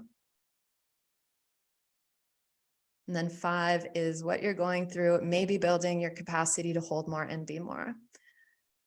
I really believe that like God, the divine, however you view it, God's greatest warriors are the ones who have been through the most trying, difficult circumstances. And that's because the bigger the fall, the higher the rise, right? You have more capacity to hold more when you've experienced that. So this is another way of just releasing shame around it and knowing that it is building your character and your capacity to experience and to show up more. I know personally that if the things I've been through in my life didn't happen, I would not be here at all. Definitely not, right? And I wouldn't have the confidence to share in the way that I do if I didn't experience those things. And 6 is release conditioning around what's right and wrong, good and bad. It just is. This is a really difficult concept for humans to really come into. And it's a tantric perspective of really releasing. Of course, there's like good and bad in this world, but really releasing the idea that this emotion's wrong or this emotion's bad or that I'm wrong in some way. It just is. Are you saying you allowed your trauma to define you? I allowed it to build me, not to define me as a person. But I'd say like, I used it as building blocks to the life that I desired and to who I am. But on this topic, it's important to not let it define us, but to embrace it so that we can release it. That's why when I came back here and I realized there was parts of me, my trauma from childhood and high school that I was still denying, I fully embraced it. Like I went back to my neighborhood, I experienced it. I went back to the places I used to go to when I was younger. I really pushed away those versions of Krystal because I wasn't proud of her. And I came back to really knowing that those versions of me were an essential, very important part of who I am now. And then we had the funeral for the eclipse, which was releasing, but very important to release with love. We wrote a love letter to the past versions of ourselves, or just one past version, and really giving her everything that she needed, because whatever happened at that time in that trauma, there was something that you didn't receive, whatever it may be, words, healing. So in that funeral, we offer that and then we release with love. So yeah, it does build who we are. but then also releasing it. Like we don't have to hold on and keep replaying those things. My painting was more so I could celebrate. I kept it up until I fully embraced and saw that version of me as equally as worthy and beautiful as this version of me. Rewriting the way we do funerals, yes. Dying before we die. And then get support around trauma. So I had to add this in because it's so important that we're not bypassing what happened, right? We are getting the support that we needed around it and not just like, hey, this thing happened to me. Whatever form of trauma, we all have trauma, and there's big trauma, there's little trauma, but we all experience it in our own way. And it's just so important to have professional support around it and also community support, so that we're not just, you know, having the funeral and like, la-di-da, that's great, now she's gone. But it's like also like, okay, what's there? What are the lessons? And like, how is this still affecting my nervous system and how I show up in my relationships and in my world? So that's like the not so sexy part too. And then 8 is know your strengths and the tools that have worked for you. What can you do with this wisdom now? And that's really finding purpose in the pain. Like digging deeply, writing on a piece of paper, what am I most grateful for? And what did I learn from that experience? Like I love giving some of my clients the tools of writing a whole, and really spending time with this practice too, writing out a whole timeline of your life, every obstacle or challenge or pain that you've experienced, when it happened, and then on a separate piece of paper, writing everything you learned from each of that. And this is a big practice. Like, you know, we've gone through a lot of things that affected us that we've probably forgotten about, like our first heartbreak, first time someone lied to us, right? First time someone made us feel little, if we were bullied or whatever it may be. Like when we're young, we're just little sponges. And those things that sound little were big to us. And then what can you do with that wisdom? And then release control and resistance in any life circumstance and ask, what do you have to reveal to me? So this is another lesson from my recent dark night of the soul. As I was going through it, when it started, it was like one thing, it was just a tower card moment, one thing after another. It was like, bam, bam, bam. I'm like, oh my God, okay, I'm in it right now. Like this all happened within a couple of weeks. I'm like, I am in it. I'm like, this is great. Like I have so many tools. I'm going to do all the things. Like this is what I've been like, you know, working towards. I have all of the like resources. I'm set. So I was like doing EFT tapping when I woke up to get my mindset around it right. I was doing Kundalini to get my energy right. I was reaching out to friends. Like I really thought that, you know, given my experience, I was just going to like make it through this and it was going to be like smooth sailing. And it wasn't. Like I was in so much pain and I wasn't moving out of it. And things were not flowing in my life. And it was about 3 months of really being like, hey, why can't I, you know, get on a higher vibration? Why can't I feel differently? What's going on here? And it's what I teach in Tantra, is to really embrace every phase.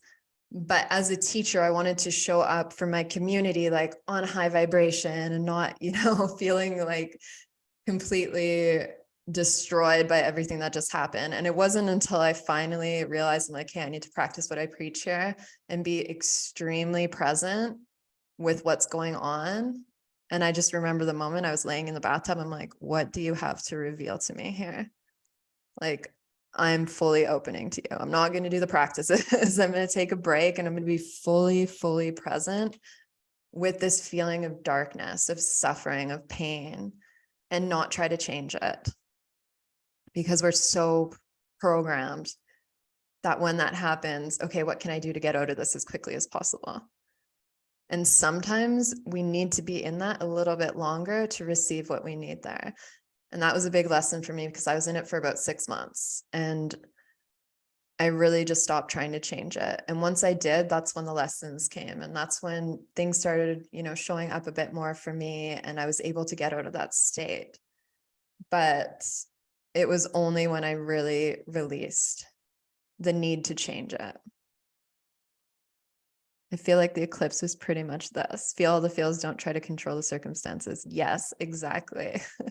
And it was also like the transitioning phase for many of us of what we just went through.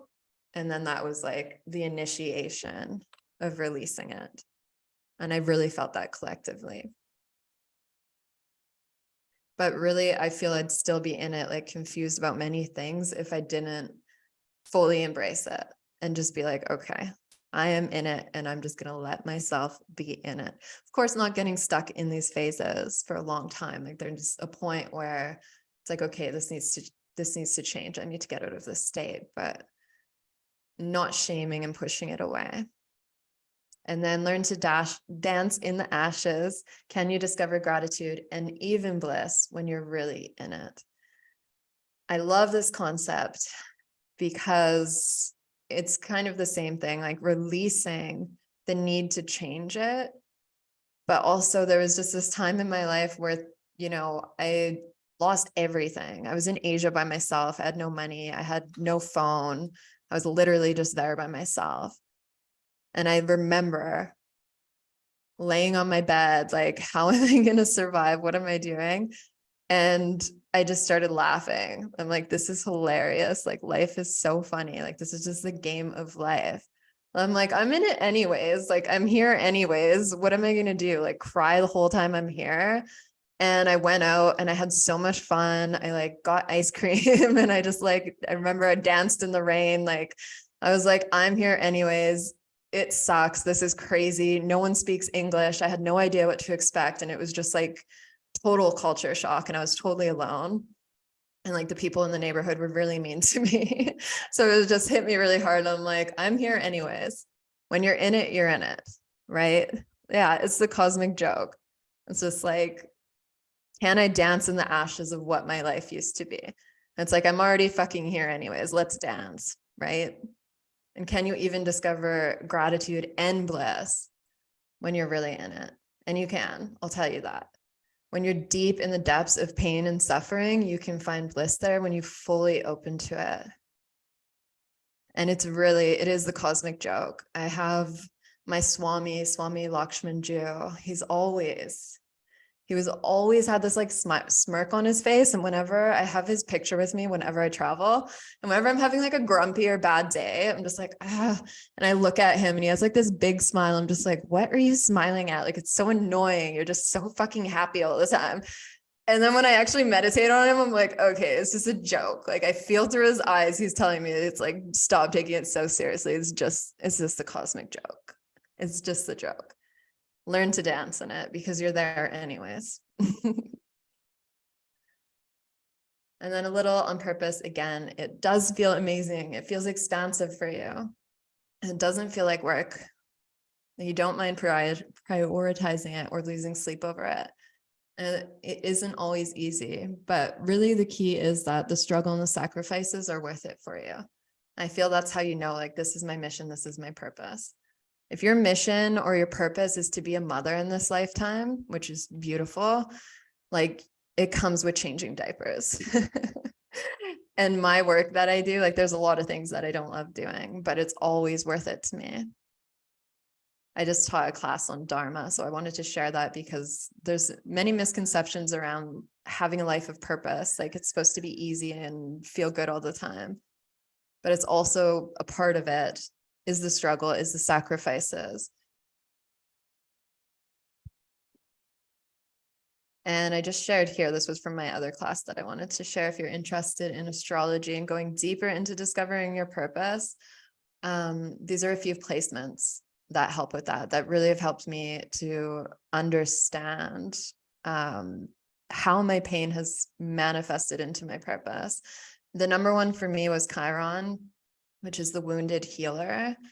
I would really recommend looking into that. For me, I have the sister wound, and my sister was extremely abusive to me growing up in every way that you can be. And now I teach sisterhood circles. And I was also really bullied, really, really like hospitalized by girls in high school as well. And when I looked at that, I'm like, how do I have the sister wound? Of course, but it was more so in family. And when I read those for many of my clients, is very aligned. And the wounded healer is literally that. It's turning your pain, your soul's pain, into purpose. And it can be something that's happened to you in this lifetime or in past lifetimes.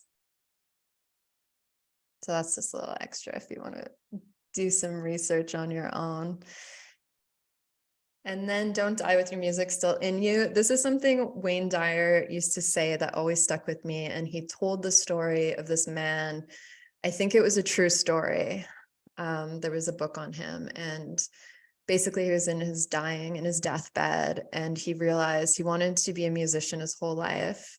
And he realized that he just worked like his whole life. His wife wanted him to work, and she wanted, to have a certain house and everything. And then he had kids and he took care of them. And then he was on his deathbed, and really that's what he said. Like, I'm dying with my music still in me. And that just hits me so hard, because I feel it would be the greatest tragedy to be on your deathbed and realize I had this urge, desire to create, to play, to be of service, to connect, and to never fulfill that. So you're here to create, to play, to share your unique gifts, to express, to feel, to share your heart and love in your own unique way.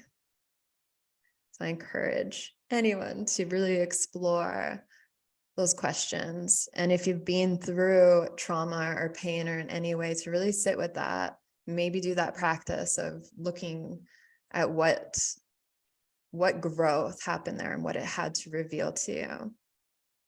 Yeah. Already an astrology rabbit hole. Yeah. I was hesitant with astrology for a lot of my life, and then I just recently got into it the last couple of years, and it's really helped me discover more, especially around purpose. Okay, loves, thank you so much for showing up, for being here. Thank you, Chelsea. Thank you to your whole team. I'm honored to be a coach here and to share. Krystal, thank you so much for being here and for sharing your wisdom, and specifically for sharing your story. You've literally been through so much. I know today we really dove into stages 1 and 2 heavily. We have so many tools for moving through victimhood, moving through trauma, really feeling the depths without shame. We're all human. We all experience such deep things. Obviously, Krystal grew up in an extremely intense environment and has been, equipped with some of the most tools because of that. It takes so much work to really shift into empowerment. And I would love for us all to take ourselves off of mute and rub our palms together, generating some electricity. And can we all please give Krystal a big ashe? Yeah.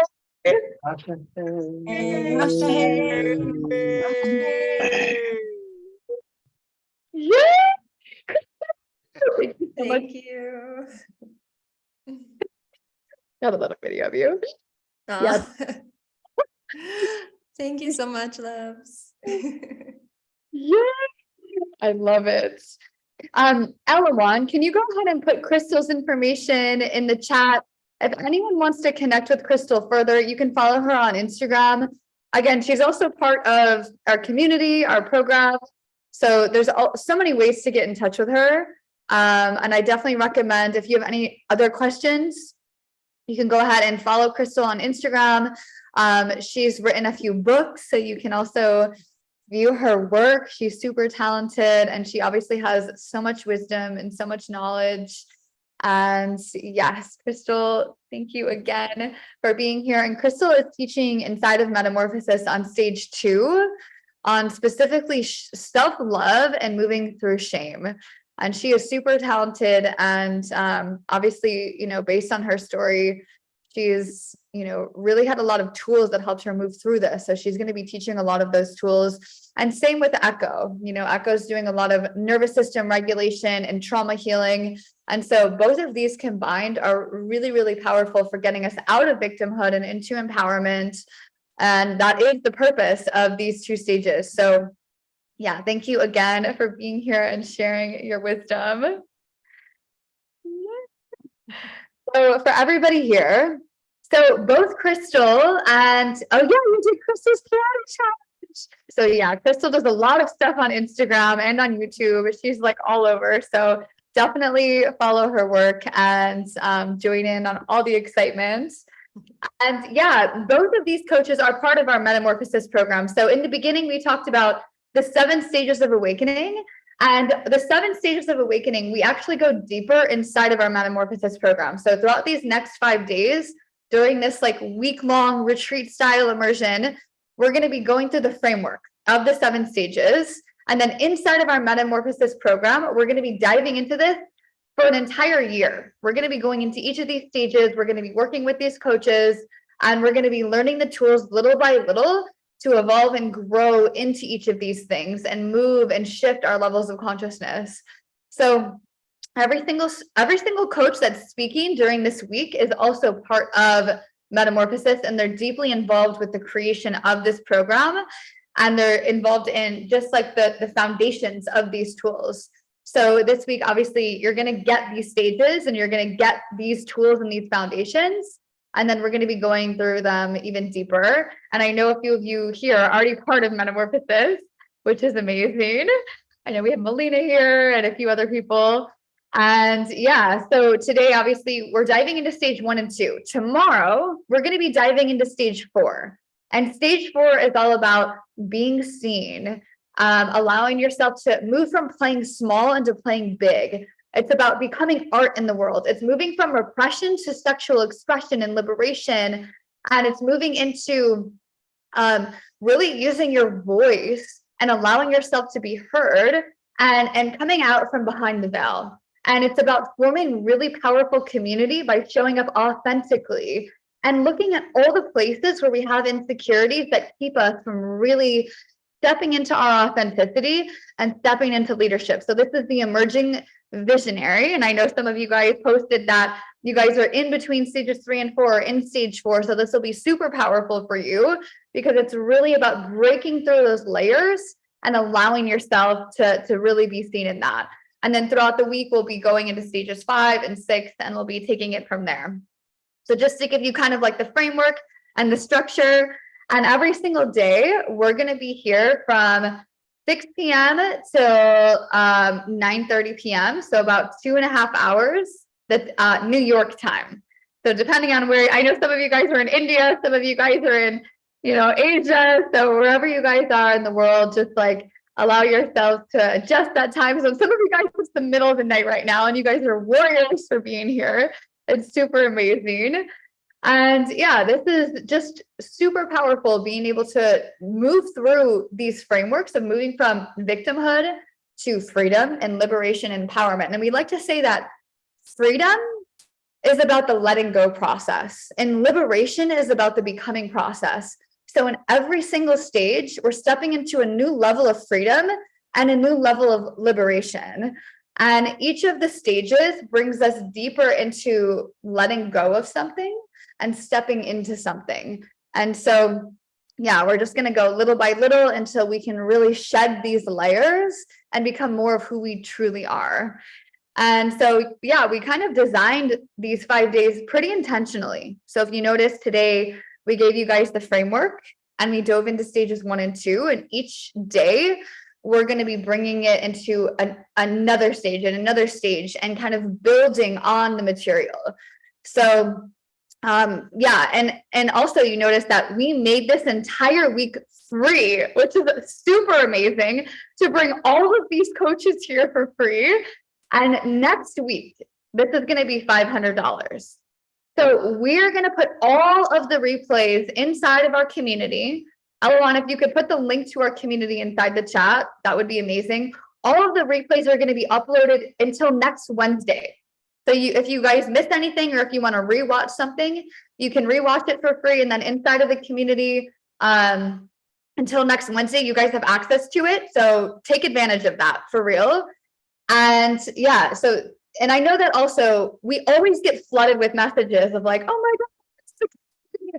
So at the end of every single day, we're going to be doing some sharing and some integration.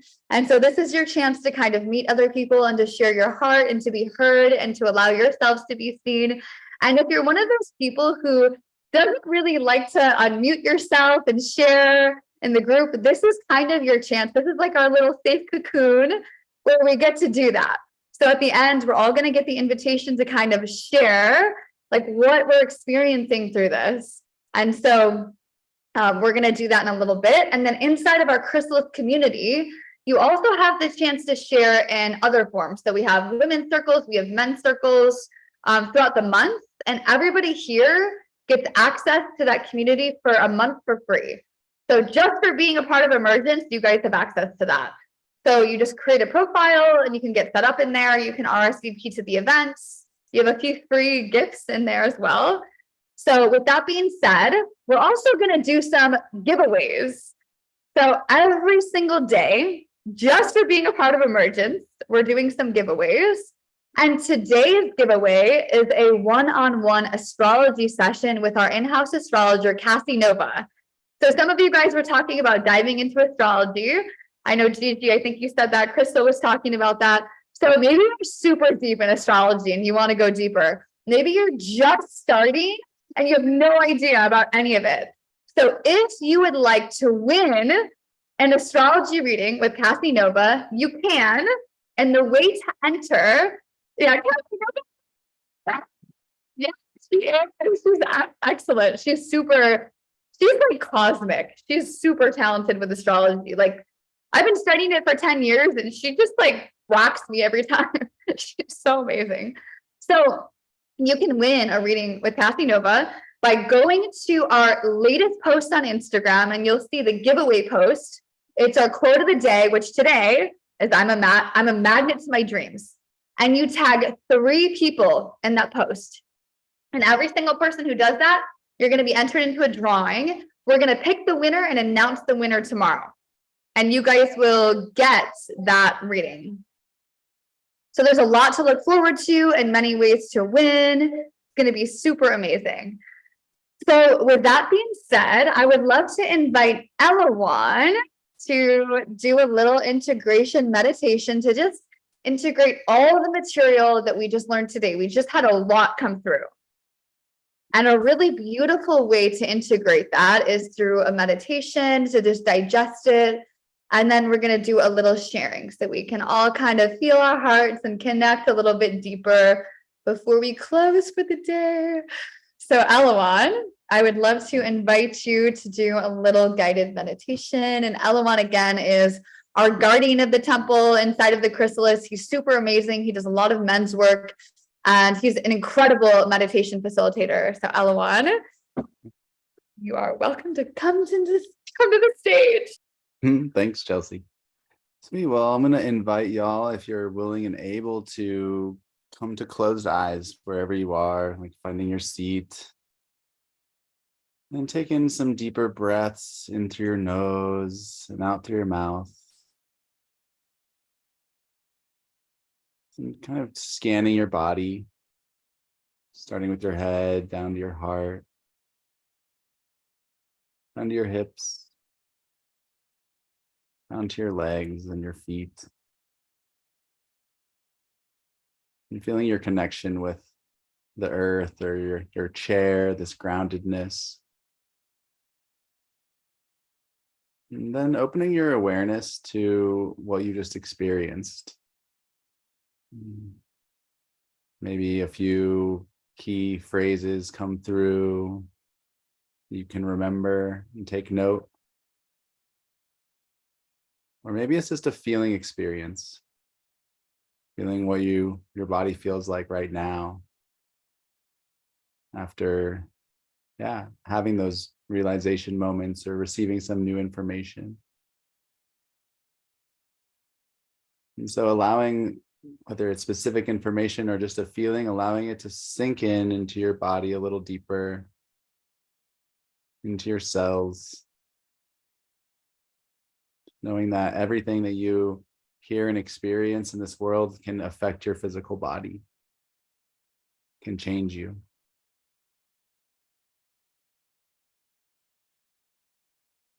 And so taking one more deep breath in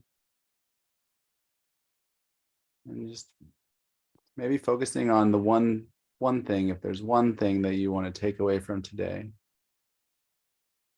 what would that be?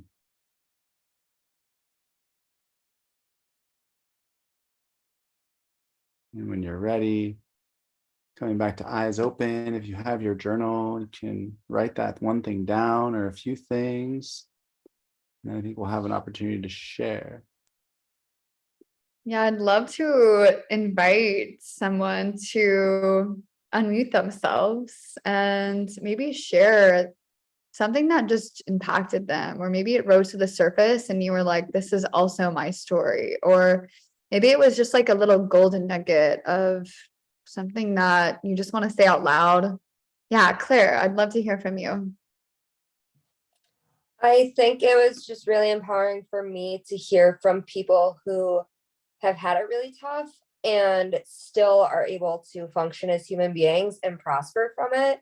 I really liked what Krystal said about like where she came from and how she basically harnessed everything to throttle her forward, basically. That's so beautiful. Thank you for sharing, love. It's super powerful seeing that pain to purpose story. Can we all take ourselves off mute and give Claire a big ashe for sharing? Ashtahe. Thank you. Thank you, Krystal. Yes. All right, Gigi, I'd love to hear from you. Yeah, Isaac, you can hear me, right? Okay.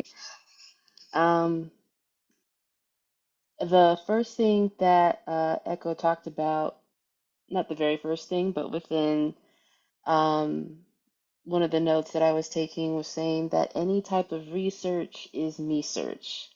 And I feel like that really rang something within me because I'm not in the process of researching, but I've been always doing research, always searching, always doing this and that, trying to find ways to intensify my self-awareness, to become, to drive home, like, what is it I am trying to find? What is it that I'm searching for?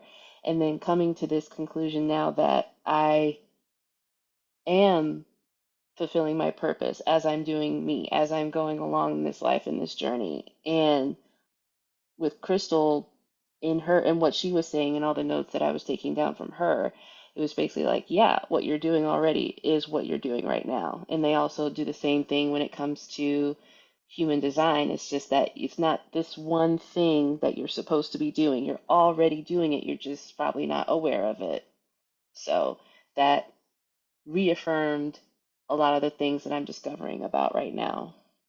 Yeah, that's super powerful. Krystal did a really, really good job of tying together the journey from stages 1 to 2 to 3. And specifically, like pain to purpose is like stage 3 is that searching, that eager explorer. And the Dharma, like I spent similar to her, traveling the world, searching for my purpose, like studying Ikigai, the concept. I became obsessed with it and realizing that that actually exists within. And I deeply resonate with you, Gigi, in that. So thank you for bringing that forward. That is super powerful.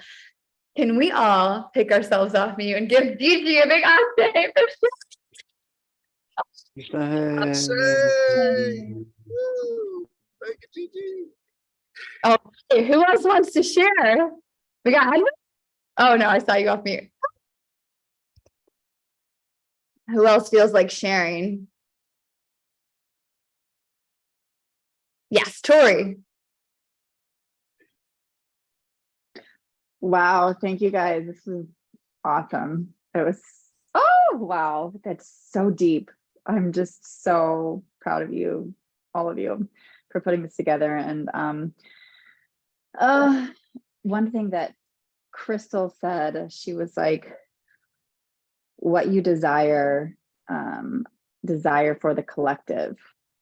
And that was really powerful. Like what you desire for yourself, desire for the collective. Because it's like, as I'm literally going through these dark nights of the soul or just trying to heal, and it just seems like I can't get rid of this grief that's in my heart. And I'm just staying stuck and stuck and stuck in the patterns and the shame and the mindsets that are just keeping me from like an inability really to like pursue my dreams, to become and blossom and be the person that I want to be, to, you know, take necessary action, because I just feel so stuck. And it's like, okay, if my desire is to get out of these feelings, then what if I switch it? If I can't, and I think it's tied to self-love. Maybe the reason I can't do it is because I'm really struggling with like self-hatred and self-loathing.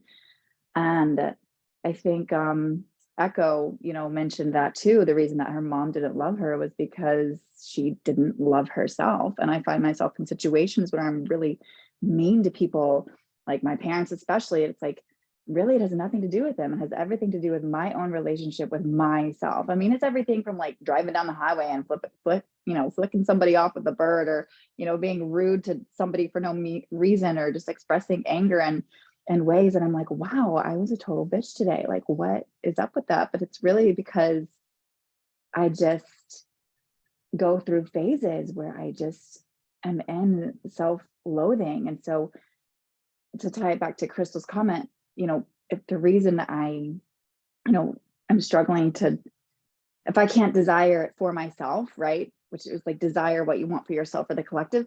But what I can do is I can desire it for the collective. So if I can't get myself to be motivated to get out of bed, to like, or to be alleviated from pain or depression or grief or sorrow, I can desire it for the collective. You know, like I can desire it for other people.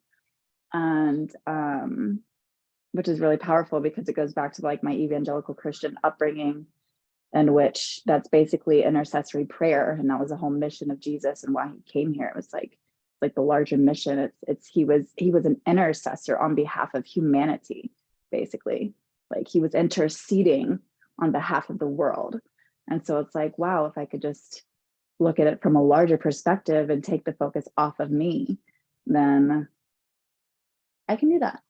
So this is awesome. And I think I figured out a solution around some deep wounds, family wounding. So yeah, well, we'll have to have a catch-up call and go through all of this journal. I'm going to be thinking about this. So thank you. This is so impactful and powerful.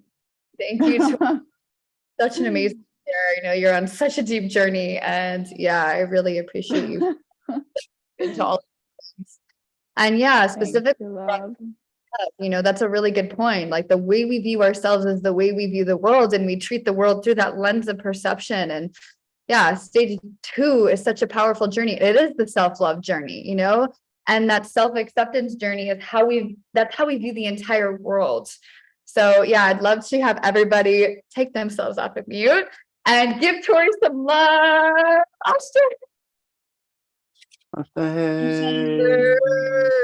Woo! Yeah. Okay.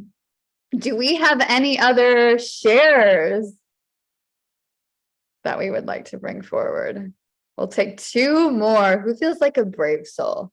We need 2 brave souls. Who feels like something is coming through that they want to share? It's really powerful. There's only a few people here. It's nice to just like allow yourself to really enter the space and be heard. This is really more for you than for us too. Yes. Go laugh. Melody.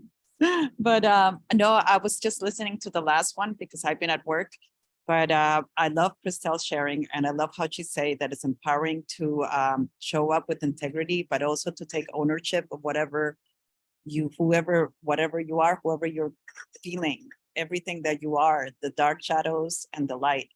Because when you take truly ownership, then you can determine in a way, it's like you are dealing with your emotional life inside, and you can see your shadows, you can learn from it, and you can be free of that in a way. Is I think this is important for all of us to learn how to be honest with oneself about what we're feeling, who we are, because if you're not honest with oneself, then there's no way that you can be honest with someone else.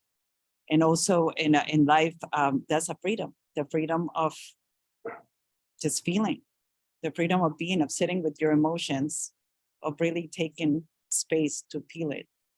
And that way you can show up for yourself.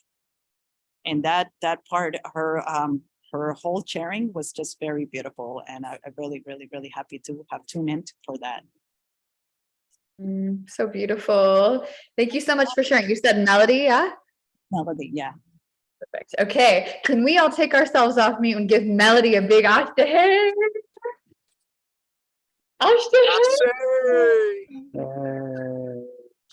Hey.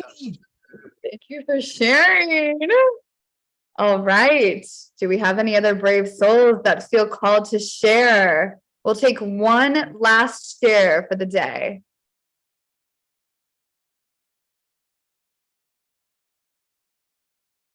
Anybody? There's somebody there that's just really feeling it. If your heart's racing, that's you. Hey, I'll share. Edwin, this is Edwin. I just want to start off by saying thank you. Just much gratitude for everyone for being in here. Thank you for sharing, and thank you for the coaches. I just feel amazing being here. There was something specific that Krystal was speaking about, and Echo as well. It was talking about. For me, I had available growing up, so that was a real big hindrance. And, I'm actually still dealing with that. So I really identify with the as far as the parental aspect of that, because my heart really desires a relationship with my father, but it's just really.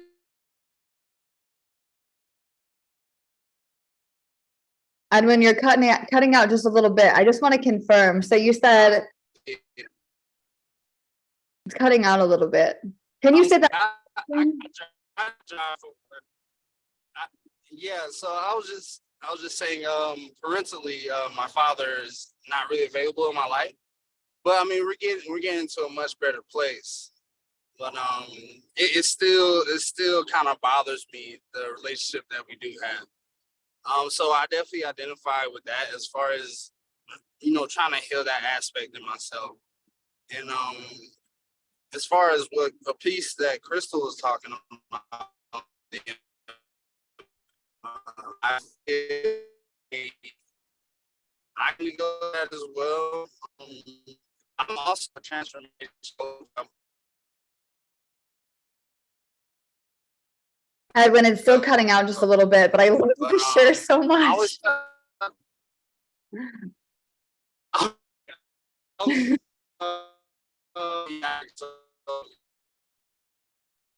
But I'm also a coach, and I'm some of the work. But it's just like I've always felt like I had to be this perfect kind of person, to kind of to help others. So I just really learned a lot today. I'm just thankful for everything. I love that. Thank you for sharing. That's a good point too. It's like we can develop imposter syndrome when we're going through deep challenges and we're in that darkness and we're going back to stage one to relearn those lessons. It's almost like, how can I support others when I'm experiencing this so deeply? And I think every single person in the world has for sure had that moment, and that's totally okay. And it was beautiful that she gave that permission. And I love hearing that share. And I also acknowledge that, the reparenting journey is super huge. And, it's like in stage one, it's like we're bringing up all the stuff. In stage two, it's like we're doing a lot of inner child healing. We're looking at the stuff. We're loving ourselves. And stage 3, it's almost like we bring the reparenting. We become the parents. We heal the relationship with our parents. And that journey is super powerful because it's the journey of forgiveness. And it's the journey of kind of stepping into the place of just really compassion and acknowledging, our parents for their trauma and their experience. And yeah, it's a huge process. And I love that you're going through that and you're doing a lot of that healing work. And sometimes, we want to heal with the person physically, we want that person to be there. Like the person that causes us pain, we also want them to be the person that's helping to heal.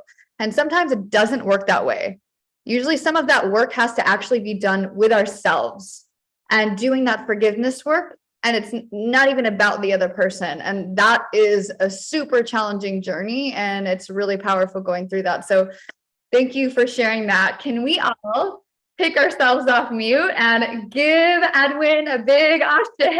And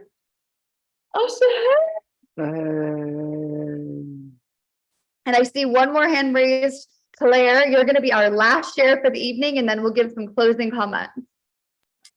I just wanted to comment on what you said, Chelsea, about like where you are in your healing process and working on you, and it may not be forgiving the other person. As you know, I dive deep a lot into all of this, and I actually saw a video the other day where someone was stating that their portion of their healing journey right now is just not wishing ill on the person who hurt them. It's not wishing them well. It's just allowing them to be who they are, not having any negative or positive feelings about them, but really just staying on a neutral basis. So I really liked that you brought that up. Yeah, I love that. And if you want to, I'm going to put something in the chat. I would just Google this. It's called Ho'oponopono. It's super beautiful. It's this ancient Hawaiian tradition. I learned it from a teacher who basically came from Hawaii and, studied, a lot of the culture. And this is just a beautiful forgiveness process. Pono means forgive. So it's I forgive you, you forgive me. So pono. And it's really about coming into just like this deep forgiveness. And it's very simple, but it's super profound. Sometimes I do it for an hour at a time with people or with myself. And yeah, I highly recommend that practice. Yeah, thank you for bringing that forward. Yeah, you live in Hawaii. I love that. Yeah, there's some magical wisdom in the Hawaiian culture, like super, super deep. Like they are just profound. And a lot of that wisdom has been hidden and taken away from them. So they actually keep, it's almost like the wisdom keeper in stage 6, they keep it sacred. It's like they wait for you to come to it. So super beautiful. I love this. What a amazing day, you guys. We had so many amazing speakers today. And this is just the beginning. This is the beginning of our cute little retreats online. And it's beautiful that we get to kind of go into our lives and live our lives. And then at the end of the day or at the beginning of our day, come back to this beautiful community and dive into our personal growth and go through this process and really learn the ins and outs of the 7 stages. So I really thank you guys for being here. This is so special. And tomorrow, I really encourage every person here to bring a friend and bring a person that they'd like to walk this journey with. This is just day 1, and there's something really special. There was a few people who did it last time at the last festival, and it was so impactful because they were like messaging each other through all like the things, and they were like, did you hear that? And they were going through the journey with each other. So if there's someone in your life that you were like, wow, and it's free. So it's a beautiful gift to give somebody. And so if there's somebody who you're like, I think this person would really enjoy this, I encourage you to invite them and walk the journey with them, like message them, kind of like having like a little accountability partner through this whole thing. Maybe it's your best friend. Maybe it's somebody who you want to be really good friends with. This is like a good invitation for them, and it makes it more fun. So I definitely recommend doing that. And before we end, I would love for everyone to take themselves off mute and to rub your palms together. And let's just give every single person here a big Ashtashe.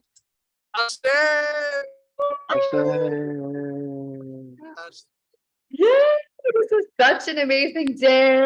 And if you want to, we're gonna have a little dance.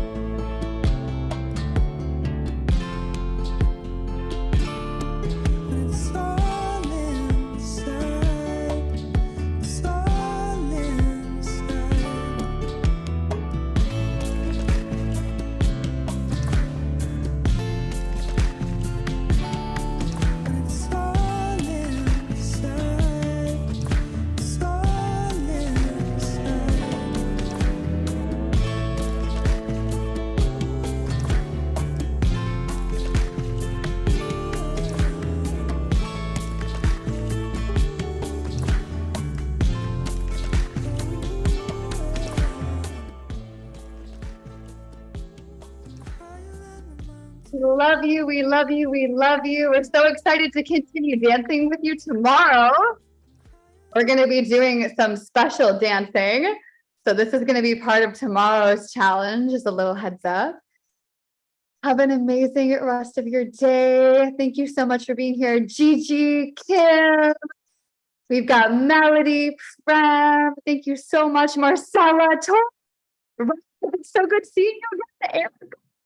Joelle, thank you, thank you, thank you. Edwin and Alawan and Jessica, we love you. We'll see you tomorrow. Bye, thank you. Yay.